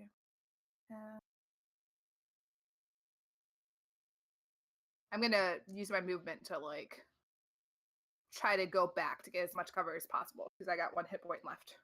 Yeah, So yeah, you got it. it's my turn. All right. And now we go to Carver. All right. Seeing. Wait. Where did you go, Mara? Did you just run away? To the trees. To run to those Yep. hills. All right. I don't want to die. Carver, seeing Kiri go down, runs up to her and casts Cure Wounds. And because I'm a Grave Domain cleric, I do max healing for that spell, so you get 10 HP back. Damn. And so that brings her out of her death saves, right? Just completely Yes. Yeah, she's Okay. back Yep. to conscious and at 10 HP. full. And that's all I can do. Right. The bone naga is staring at Carver, who just knocked off one of its ribs and is not happy. It is going to. I haven't landed anything on him. No, okay, excuse me. I meant Lyceum, but thank you for correcting me there. So yeah, Come no, on, you haven't done Lyceum. anything. Lyceum just chucked off one of his ribs, and he's Nope. pissed. AC's 13. But I didn't add. All right, oh sorry. So that's a +5 though. I didn't realize I rolled that Oh. one. But we'll take the 11, but we're still going to add +5 to it. That hits you? Not so much here, but right here. Right here. Yeah, it hits me. Okay, so you are going to take some damage. I'm sorry.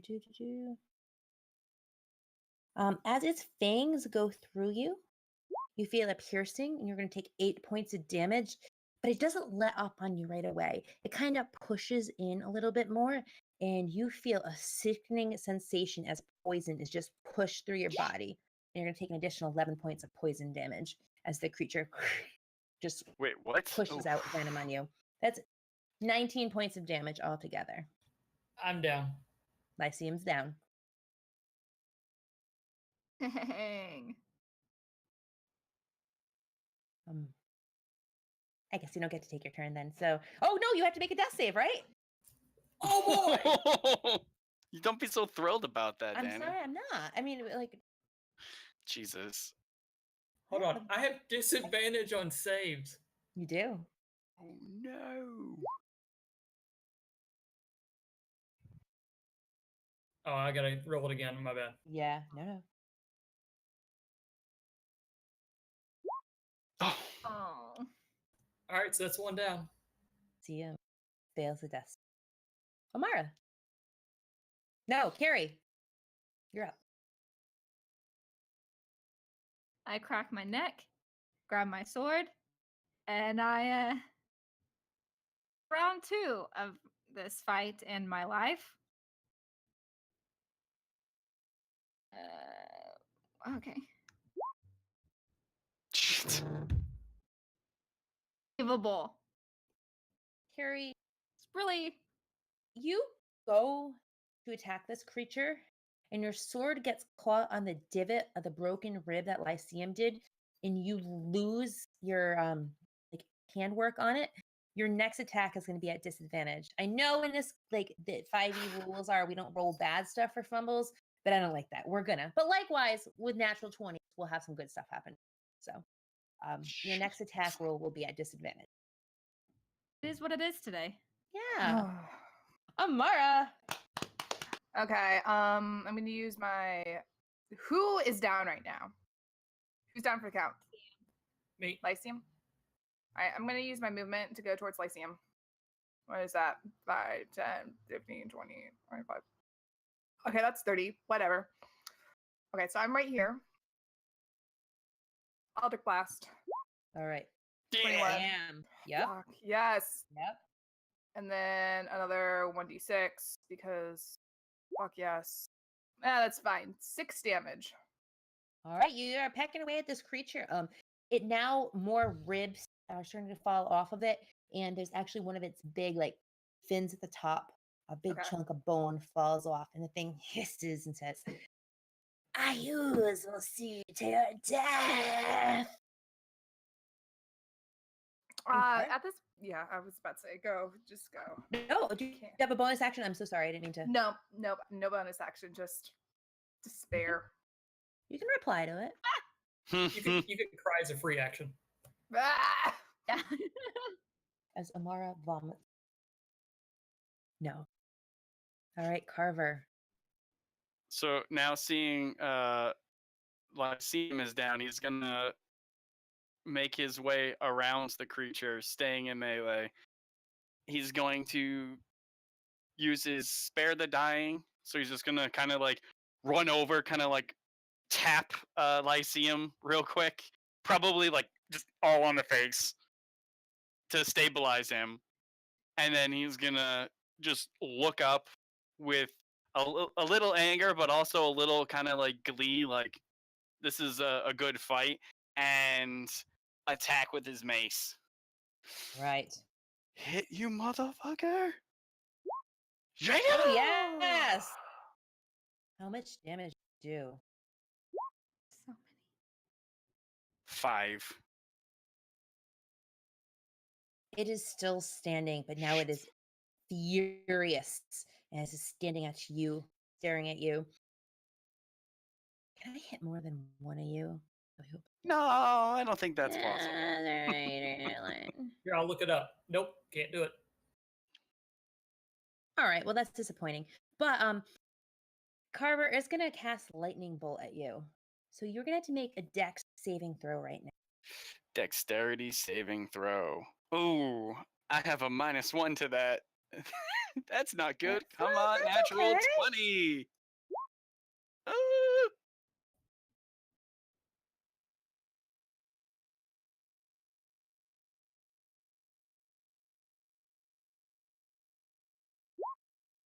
You're going to take 24 points of lightning damage.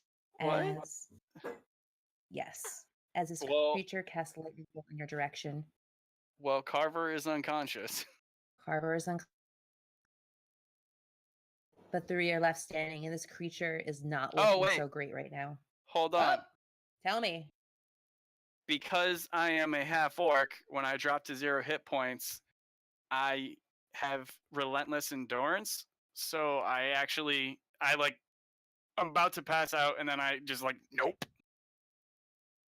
Beautiful. So do you have 1 I have 1 hit point left now? Awesome. Okay. And now, Lyceum. Rich, tell me different, but spare the dying just puts me at unconscious. It makes me where I don't have to do death throws. It doesn't bring me back, right? Correct. So I'm still out, but You're I just still don't out. have to make death throws. All right. Carrie. I'm gonna hit it. All right. Do it up. It'll be true. Nice and straightforward. Oh! Yay! Ayo! You could put it out of its misery right now. Please do that. Put I it would out of our love misery. to. Let's 713. And is it doubled because it's a nat 20? Yeah, we'll do that. How does it The look as 26. this thing? You dies? double all the dice that you would roll. It's 14 plus 6, 20. Okay. It's dead. Yes. How do you kill it? It's been a rough go for me. And I muster everything that I have, plunge it into its head connects to the neck, and just flick off the head. Ooh. And the head goes flying. And we are going to take a break at the scene as the head goes flying. A couple of our characters are down and making death saves. And we will be to continue listen having.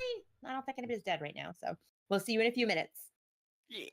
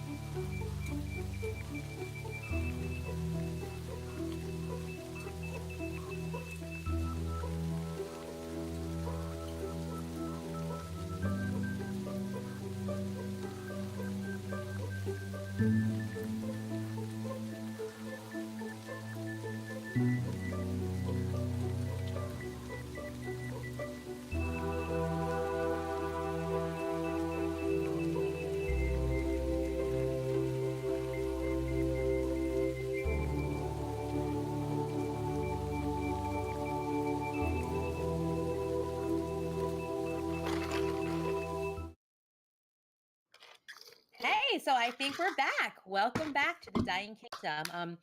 Woo! I know we were talking a little bit before about how 5e doesn't have the thing for like crit fails and all that stuff, which makes me a little sad because if anybody else used the Middle Earth crit table, I know I'm taking a little time out. This thing, like you trip over an invisible sea turtle and die.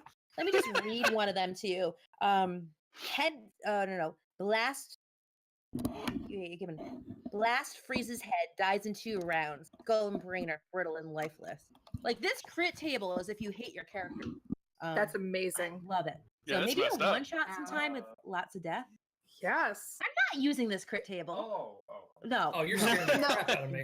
Maybe You know what some you need to use it dream for? sequences. Something like would- paranoia or something, and whenever character dies, just use something from the crit table, so that way they can just be respawned. It's not a big deal, but I feel one shot on her hands. just saying. Yeah. Okay. Sorry, I just like thought of crits in that little detour. So we're back. You just killed. Oh no. Some of you are not looking so good. Tell me what the scene is like. Bloodied. Oh wait, actually not bloodied, burned from the electricity. Yeah. Oh Yeah. yeah. Amara kind of collapses. She's got 1 hit point left, so she's like barely holding on, but she's just like breathing really, really hard. Her clothes are all singed. Her hair is super, super frizzy. Oh, Just like I love it. Carver's still a little smoking a little from the lightning bolt, but he's grinning. He's a little happy that we got into a fight. So tell me, how does death saves work right now? We're out of battle. He's You guys are- stabilized, so there's no death saves. Okay. And Patrick is saying it's more like the barbecue kingdom after that battle. So there's definitely like that nasty smell of burnt hair like floating around you, and the smells are pretty bad right now. You're feeling fortunate that bone naga, it was just bones and there wasn't like any rotting marrow in it, because at least that thing's not stinging. You do still, however, have a pile of bones in front of you. Poor Lyceum. That teddy bear did not get destroyed and is sitting there staring at you. And the scene is just looking a little bit different. There aren't the dead orcs around. You do see some ash piles that you remember when people were touched. Some of them like kind of disappear like that. And but it is looking different. not even paying attention. I'm just laying on the ground, staring up at the sky, like.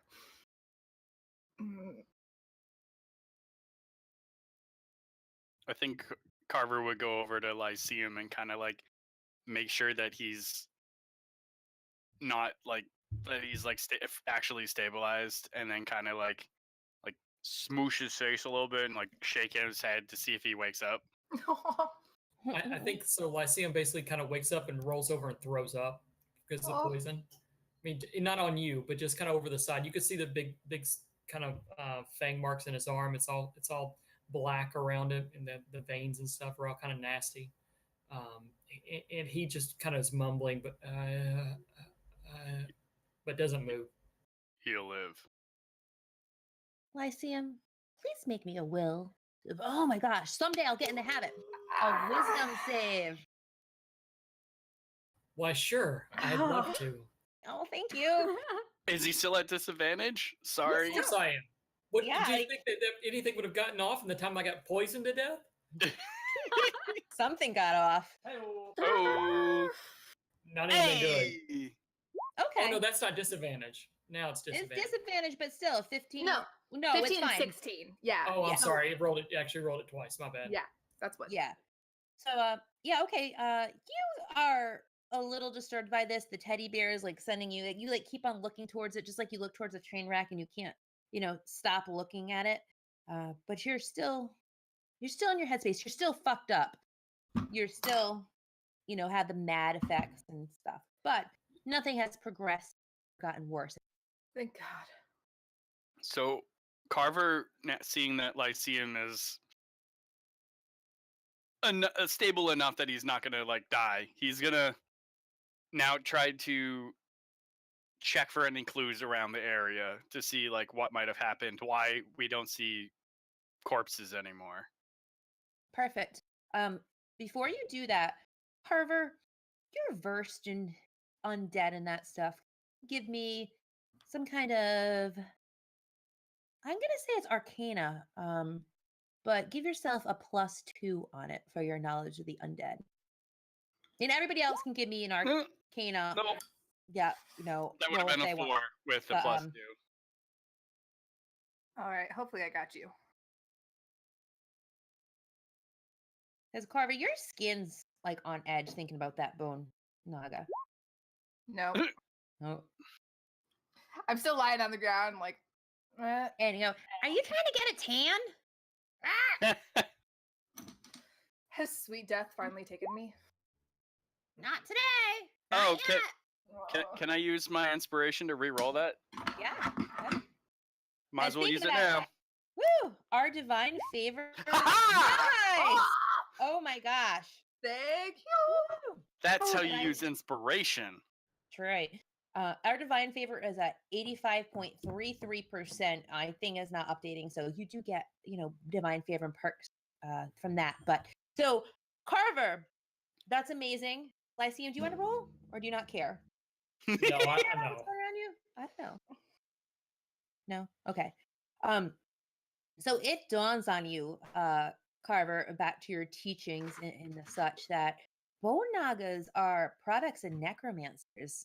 They aren't a natural thing. So nagas themselves are these creatures that once killed, they like regenerate and come back in a few days. And necromancers like to kind of take over that and make an undead form of it and control them. So they are at the beck and whim of some kind of magic user. This, as you would expect, is undead. The necromancers I was talking about.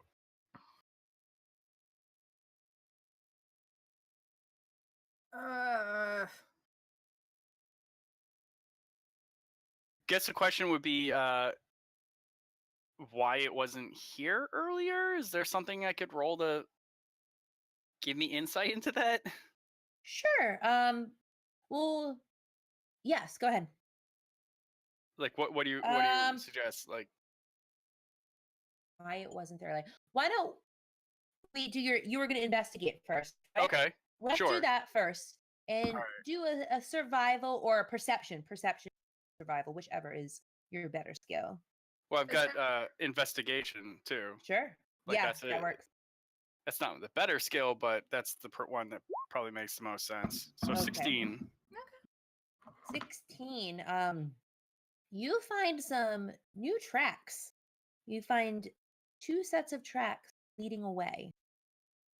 They're leading north.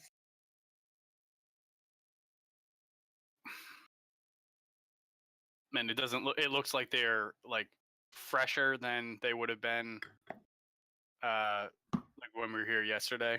They look like they weren't, you didn't remember them here yesterday because you all did a thorough search of everything. So yeah, they look fresh. And you don't have any memory of them being here. Hmm. I found some tracks, everyone. They lead to the north. Does that mean Yes. everybody's alive? I would assume this has more to do with the creature that we encountered and less to do with the corpses we found yesterday. This is Okay. why I wanted to come here. If you all want to give me a survival check, you can check out the tracks and see if you see anything, if you know more about them. Mm, No, Ah. nothing. Lyceum's not going to roll. He's having a conversation with somebody. Okay. You see Lyceum talking to himself. Amara is totally used to this and Okay. doesn't. Nope, who cares? I don't care. But I also really don't care. I'm lying on the ground. I'm just like, Yeah. I'll be here. Carver, you do notice that there's their boot print. And they're humanoid size. They aren't massively huge or particularly small. They aren't a creature, but they're definitely boots. So I relay that information, and I say, "Let's take a let's take a short rest, and then follow this trail."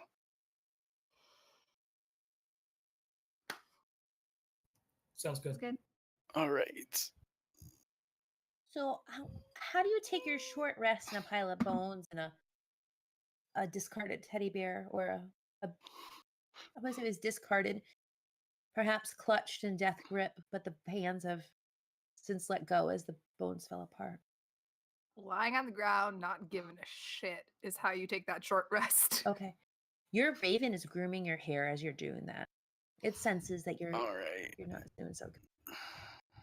Lyceum actually gets up Mhm. at some point and walks to the other side of the bone mound where he doesn't have to see the teddy bear, and it Mhm. just kind of slumps up against it.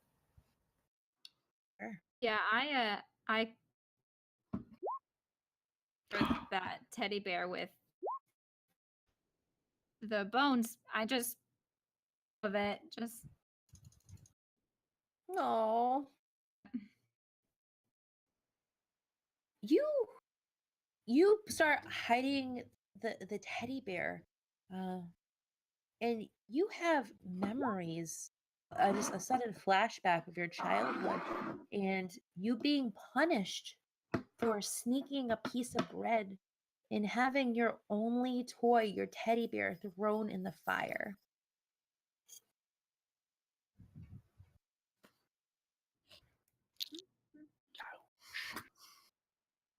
And you remember watching its eyes just melt away. And you remember your mom cackling. That'll teach you, stealing food from me.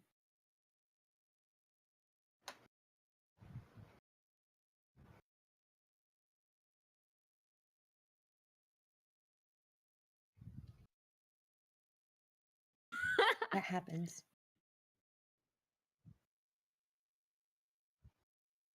I go sit down and I'm muttering to myself, I can buy my own teddy bear now. I can buy my own bread now. I don't need this. During the short rest, Carver's just kind of like pacing away from the group, and he's actually muttering to him. It seems like he's muttering to himself, but he's actually talking to his god, and he's like, "I now know why you paired me with these people. They have led me to this abomination. However, their emotions are a distraction. I must remain vigilant." I'm sorry, I really didn't mean for that to come out. That's so Carver-like. Wow. You say this out loud? But And mumbling. Amara's mumbling. He's Amara's- far enough away because he doesn't want people. He doesn't want to be near them at this point. Okay. All right. You Roll don't. a 20, please. I was about to say, I want to see if I hear this. I want to see if you notice me laying on the ground. Yeah. So what should I roll? Like a perception or something? Carver, I just want you to roll a 20. Amara, if you want to roll something to try and hear him, you can. Okay. I guess I'm not very quiet. No, that wasn't for that, Carver. That Oh. was for something I wanted to do if you roll this. But Okay. and now, Carver, what do you want to roll to keep your mumbling down? I guess. Stealth, I guess. Would that make the most sounds sense? good. Yeah. Okay, works for me. Ooh, Ooh. What does All that right, mean? it's a Dennis, tie. but I'm gonna say because you have a -1 modifier versus a 0. Well, I don't know. How do you guys want to do that? Want to do another roll off? That's fine. Okay. Does that work? That's usually what I do. I for like that. That's fine. Okay. So who wins? Amara and your Raven. You hear him. Pass. Okay, so what exactly are you muttering? Ignore the sirens. You're He's basically saying to his god, he's like, I understand now why you sent me into the city, why I somehow ended up with this group of people, because you led me to this, abomination. the necromancy and all that stuff. Mhm. And then he's like, but they're too emotional, and that's a distraction.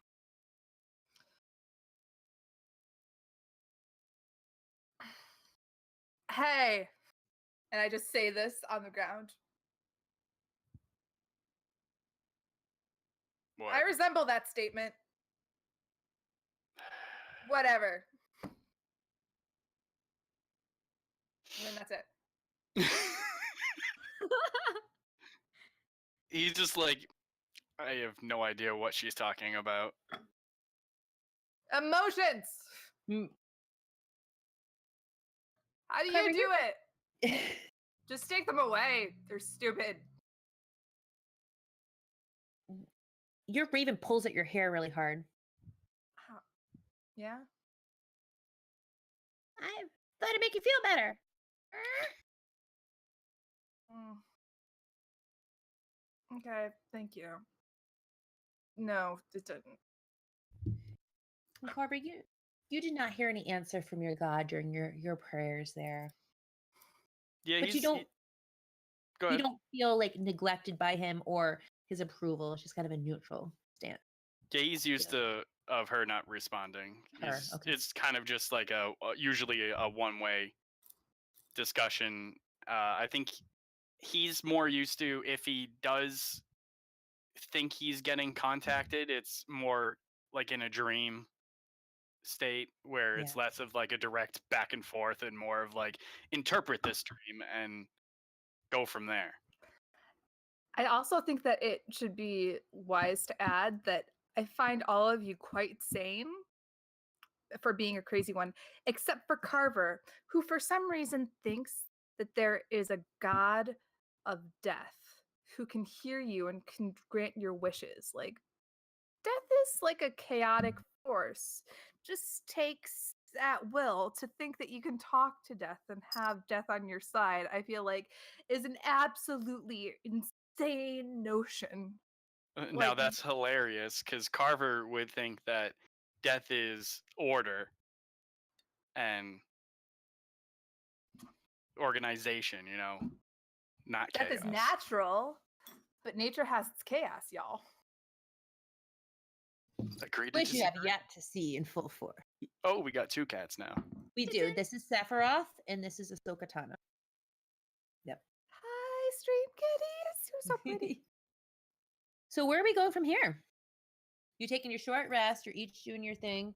Yeah, Mhm. you guys want to take your hit dice while we're resting? Yes, Yes. thank you. please. That's mostly Very why I well. was like, hey, let's rest. We all need hit dice. Was north When the is way my we're hit going die? anyway? I think so. Danny? It depends where you were going. We were coming through here and then we were gonna go to that town that was like days away. It is not exactly. That would have been, I'd say, northeast. This one's going like a straight shot north.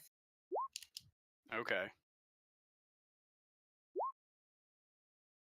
But you don't know Do where they're that. going to lead to. You've only just started to see them. So, Okay.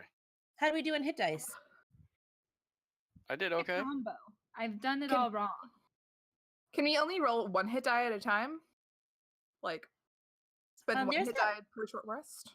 there's like that little die thing on the side, which I've been trying to master, where if on the left-hand side, there's like a little picture of the D20. And if you hit Yeah. that, you can hit what, like, you can roll. Oh. That's how I cheat. Oh, Oh, honey, no. Carrie. All right. Are we following footsteps? Sure. That's what Carver Alright. wants to do. Yeah, I think Carver's probably in the best shape and would probably be leading us to push toward that. I would assume. Yeah. Okay, sure. So you start walking and you see the footprints and you're actually walking for hours and hours.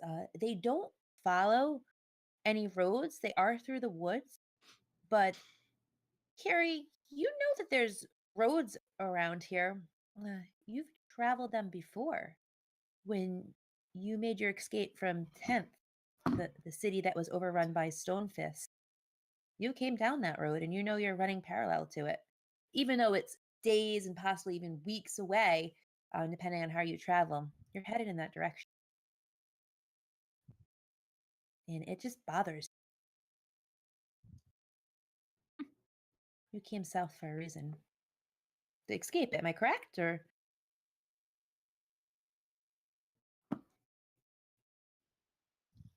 you find a nice place to camp, uneventful. You've been traveling the tracks for a day, and it's a beautiful new day. You notice that there are two different like camp spots. One of the you'll see the tracks veer off a little bit, and it's like a camp was made like a few feet away from another one that they're not overlapping. But there was two distinct camps. Yeah, it's like two different spots where people set up at slightly different times. They look like they're overlapping. Like, how could two bed rolls be on top of each other like that? Unless they were sleeping like on top of each other. They just seems odd. Investigate. Yeah, That can I look figure out. for I don't sure. know, something. Oh, I'm an idiot, so we'll see how it goes. Oh. Oh, Oh my gosh, I just roll. you like poke your eye out with a stick or something? This is my Jesus. favorite. Wow. Yes. No, you don't. You like, what's up? There's two people. No, nothing strange here. That Let's might just follow require a tracks. roll from that table from that book. That's You literally would probably poke your eyeball out because you tripped over some invisible animal and die in 5 rounds. So, what you were saying was that there were two camps, but they were in the same spot? It's almost as if, well, why don't you give me an investigation roll as well? Okay. I don't know if that's going to turn See if out you well, can do but better than Ah! Carrie. It's like people camped here at different times. oh, okay. now. Does it look like people camped here at different times? And like, because what I'm getting at is, it seems like what you're saying is that they did exactly the same thing, exactly where the other people did it. So like, where one person was sleeping, another person in the other camp was sleeping right on top of them, like total mirrors of. Yes, Lyceum would be able to answer this if you could give me a decent roll. Oh, God. Let's see you. This is What do you- his what do you roll? This What do you is mean what roll? he's good at. Investigation or perception, whatever you're better at. Remember, you're still rolling disadvantage, so Investigation. Hold on. Sorry. Yep. Let me do fine, this. take your time. Got it. No. Oh fuck. Better now than during combat. So what had True happened story. was No, what happens is, Lyceum, that's a please nat give me one. a wisdom save. Ah. Fuck. My sisters have Oh. been here. Oh, my science! That's a 5, double 5 for everyone playing at home. And our home game, that's a double 5. Ah. Okay, Lyceum, you're gonna have some answers right now, but it's not gonna bring back something pleasant. You remember back in the day following somebody's tracks and having to sleep where they slept and the such. But you also remember finding them massacred. And they had a dagger sticking out of them, and it was wrapped in a red and black like foil. It was definitely a calling card, and when you touched it, you were severely poisoned, and you were sick for days, and you realized how bad your skills were at that such thing. And it was actually really traumatizing. Can you add some more to that story? So I think that there was the new city that he lived in for a little while once he left home. There was someone going around killing part of his gang, part of the kids gang that he started hanging out with, and basically who took him in. And they sent him out. What the leader basically sent him out to try to find out what was going on, why kids were going missing. And so he shadowed what he thought was the figure, shadowed it from rooftop to rooftop, spent most of the night trying to track this person down and watched them make a kill. And as he walked to get down onto it, to the body to see what it was, he saw the calling card, he saw the dagger, and he knew he had to have proof. He had to come back with something, or his guild leader was going to beat the snot out of him. So he went to reach out to grab the dagger, and that's when the poison coursed through his body, and he woke up days later. Had missed days of his life that he still doesn't remember. And what you also remember is that Guildmaster, while you were in and out of delirium, talking about the midnight darkness. And you didn't get too much more than that, but when you did wake up, he wasn't happy to see you alive. He told you if you ever spoke of this event again, you would be dead. And it would be worse than any dagger coming out of your flesh you could imagine. And just the thought of that, while he's looking at where these places are, he basically goes over the bushes and starts throwing up again. And we have a puker on our hands.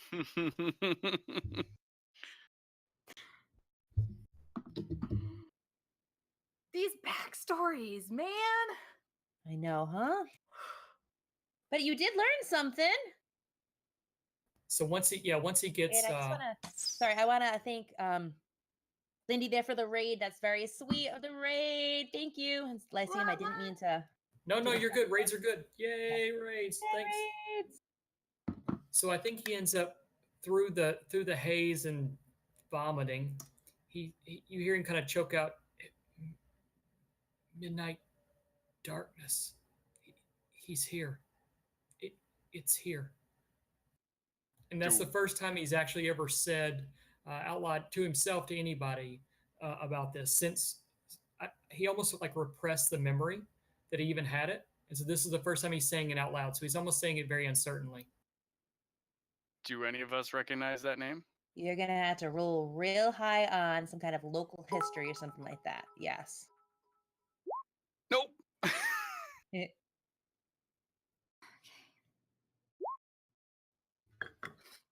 I have advantage by chance?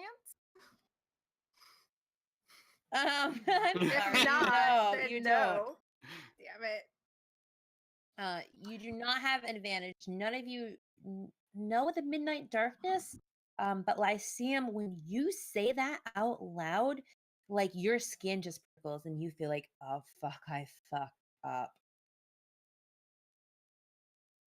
Yeah, you can see he gets real clammy and pale, and you think he just threw up. Of course, he's gonna be clammy and pale, but it tends to stay with him, and he just keeps kind of mumbling midnight darkness. That's it. I'm not going crazy. I'm not going crazy.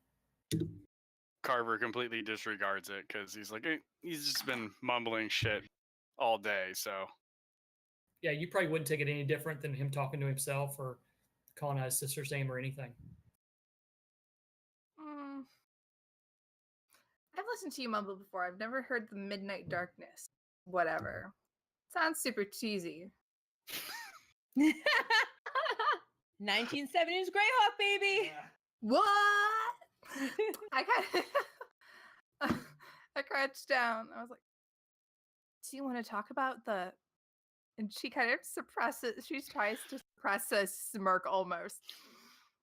Do you want to talk about midnight darkness? Just to the rhythm of a hat. Yeah, right after you Serious talk face. about your god. Serious face. My God. And he gets up and kind of walks off.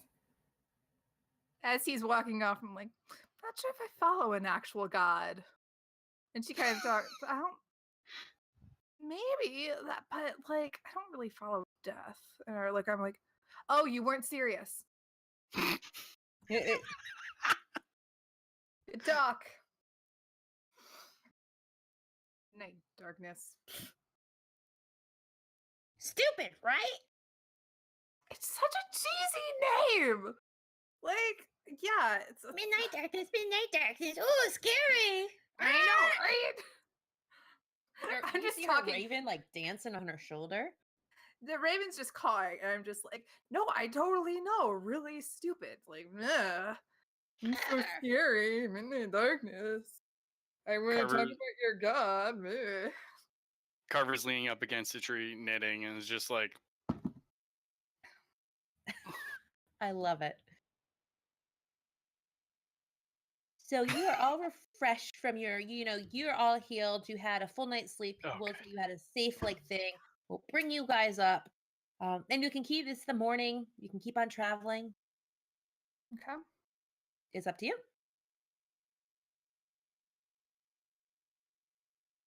I, for once, am interested to see where these tracks go. So I'm with Carver in that I want to follow these weird tracks that weren't there before with the Bone Naga. I don't know how to feel about that. You're just going to have to deal with it because every now and again we're going to agree on something. And whether you like it or not, sometimes I've got good ideas. He just looks at Kiri like,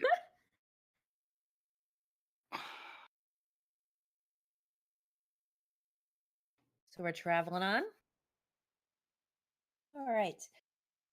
You travel on for. Oh shit, guys! You have divine favor. ha! Woo! Wow! Fuck yeah! Thank you. I have to like somehow private message XY XY text. XY tech and figure out how to absolutely pronounce the name correctly because I'm terrible at that. But when we do that, what you call it, Middle Earth crit table game.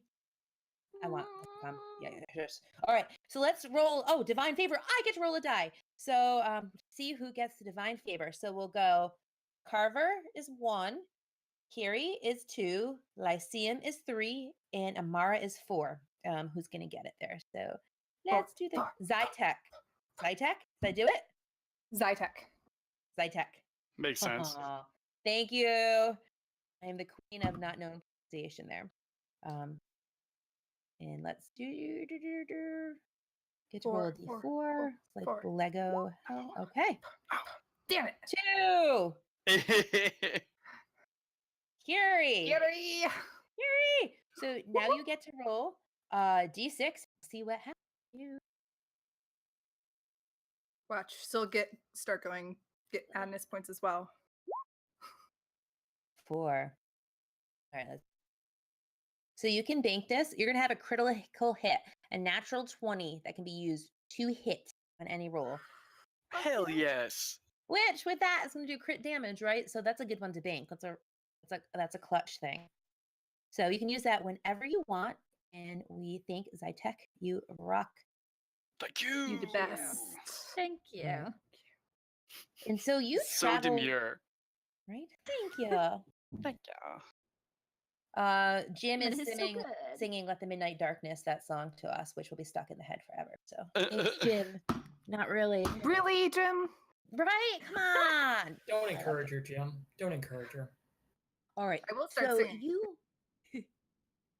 you are walking through and you start hearing noises.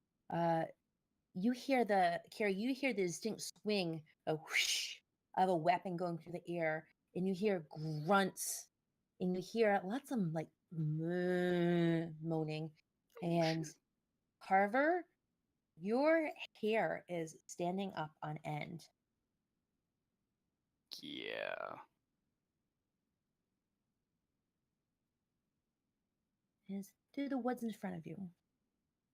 So I can, as an action, Mhm. know the location of any undead within 60 feet Okay.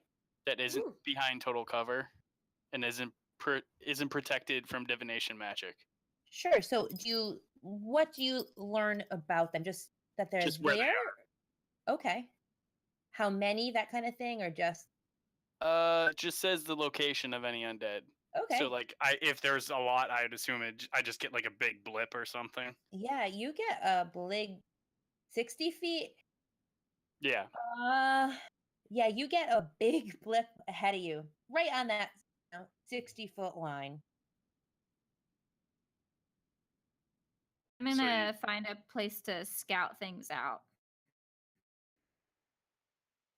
Got it. Can you Sounds good. give me a Hey, what's going stealth on, roll, guys? Carrie, please? You hear all kinds of nasty moaning. Carver hasn't really told anybody that he feels undead yet, but he's got a really bad feeling about this. And He holds up his fist to like signal stop, and he's like, "Ooh, nice."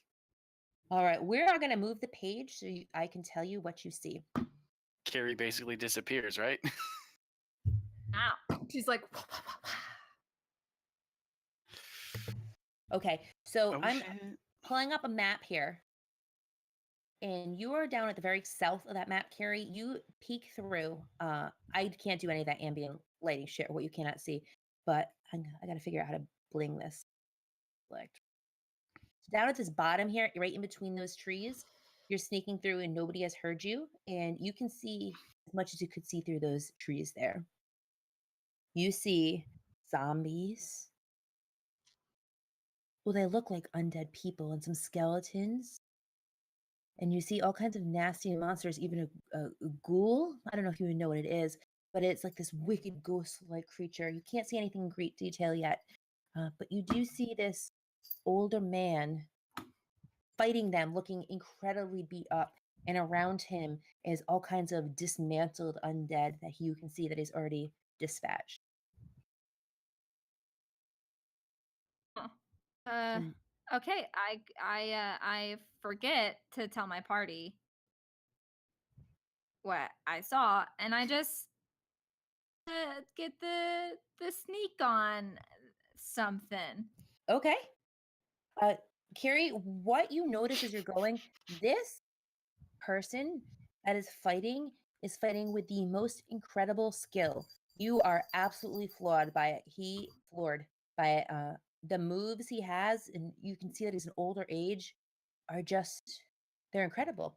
All right, let's do sneak. Where are you sneaking to? You rolled a 21. You go where you want. I want to sneak body. Very sneaky. And then I want to sneak stop. I want to sneak to this side. Okay, Damn. Try to draw as much attention away from the guy as I can. sure thing. And so we're gonna do this. That 21, you do it. Everybody else, we'll pause you there for a second. Carrie hasn't come back yet. So yeah, Carver like held up his fist and was like, "There's undead nearby," and then like looks around, has no idea where Carrie went.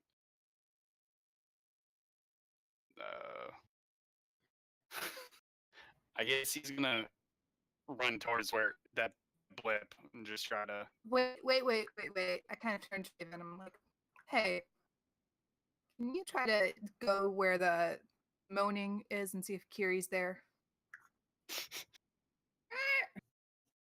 Now, mechanically wise, you get to see through your raven's eyes. Yes. Okay. This is perfect. The raven is going to fly over, and what he sees is a bunch of shambling skeletons fighting in like zombie like creatures.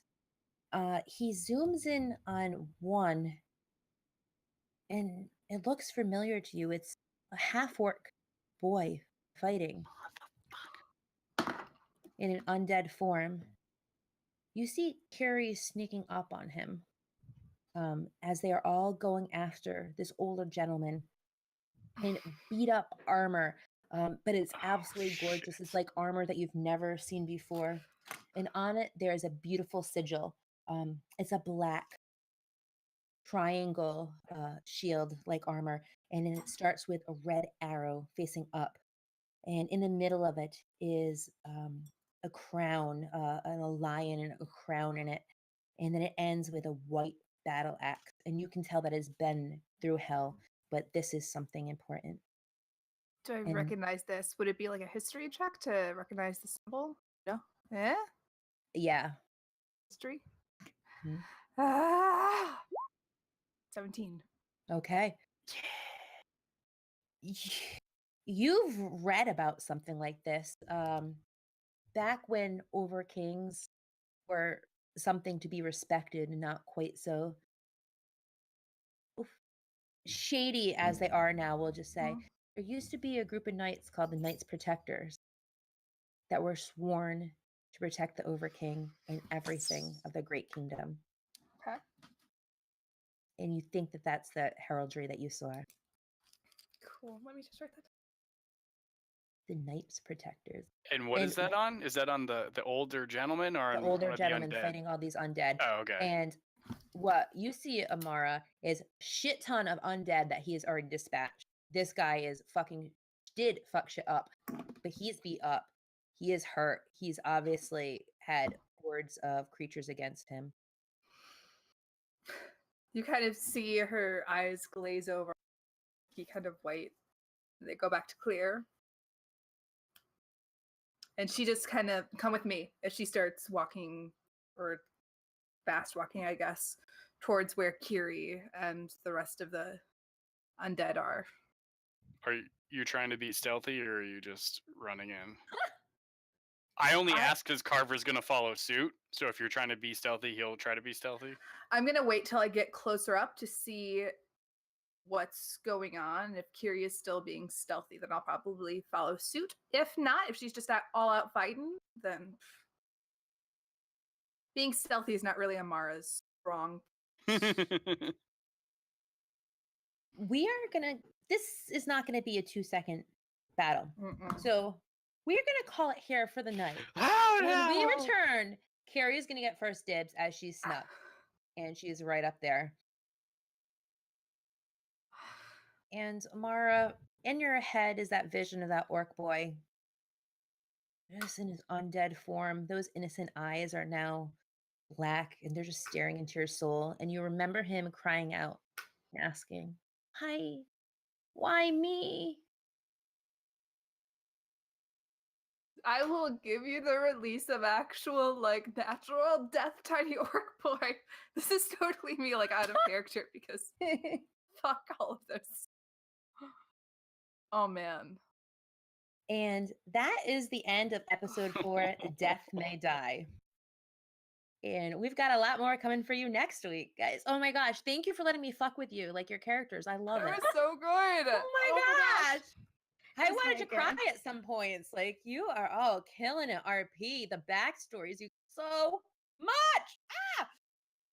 So, I want to hear about you. What are you up to? Where can we find you when you aren't here next week with us Tuesday? And we will start with Nathan.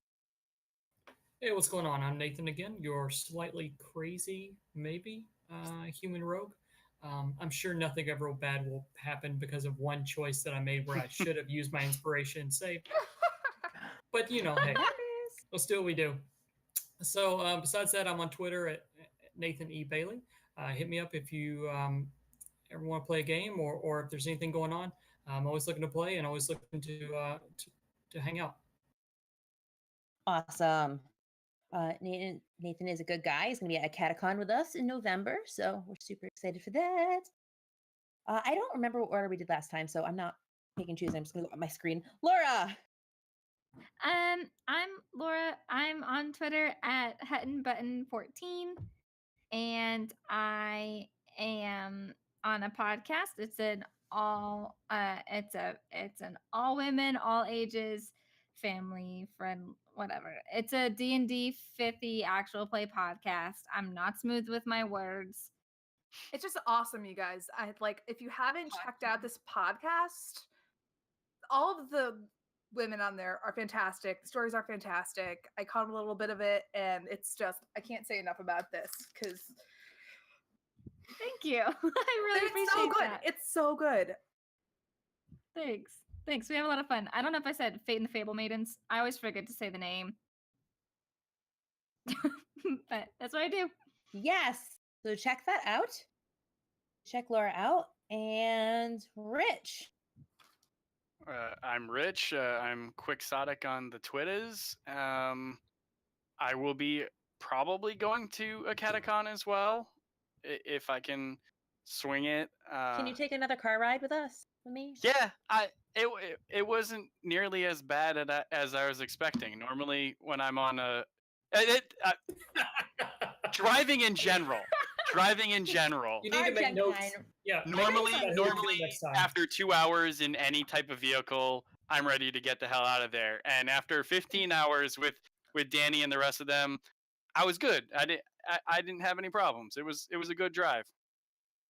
But other than that, yeah, I got some other plans. I just haven't really gotten anything solid yet. When you do, we will follow. You'll tell us on the Twitters. Yeah. Abby. Oh my gosh. You guys, this session was amazing. Like, I can't tell you how like in awe I am of just one, Danny's DMing skills, which is and then everybody had such good descriptions of like their backstories and the nightmares and stuff. If you didn't get to see my reactions, if you watch the VOD later, you can see me trying to keep a poker face and then utterly failing because everybody is just so brilliant and they've come up with such good and compelling and heartbreaking stories. And I can't, it was so cool. My name is Abby. You can find me on Twitter at AbbyGatorFrenzy. I'm on the internet sometimes on my Twitch channel. Sometimes I stream games, but mostly I'm on other people's channels. Every week you can find me on the Forefronts channel with a new kind of talk show / podcast called Queers and Quagoths, which is amazing. Just check it out because it's awesome. I'm on Exploding Dice's channel on Thursdays with a pirate campaign. Just check my Twitter, AbbyGatorFrenzy.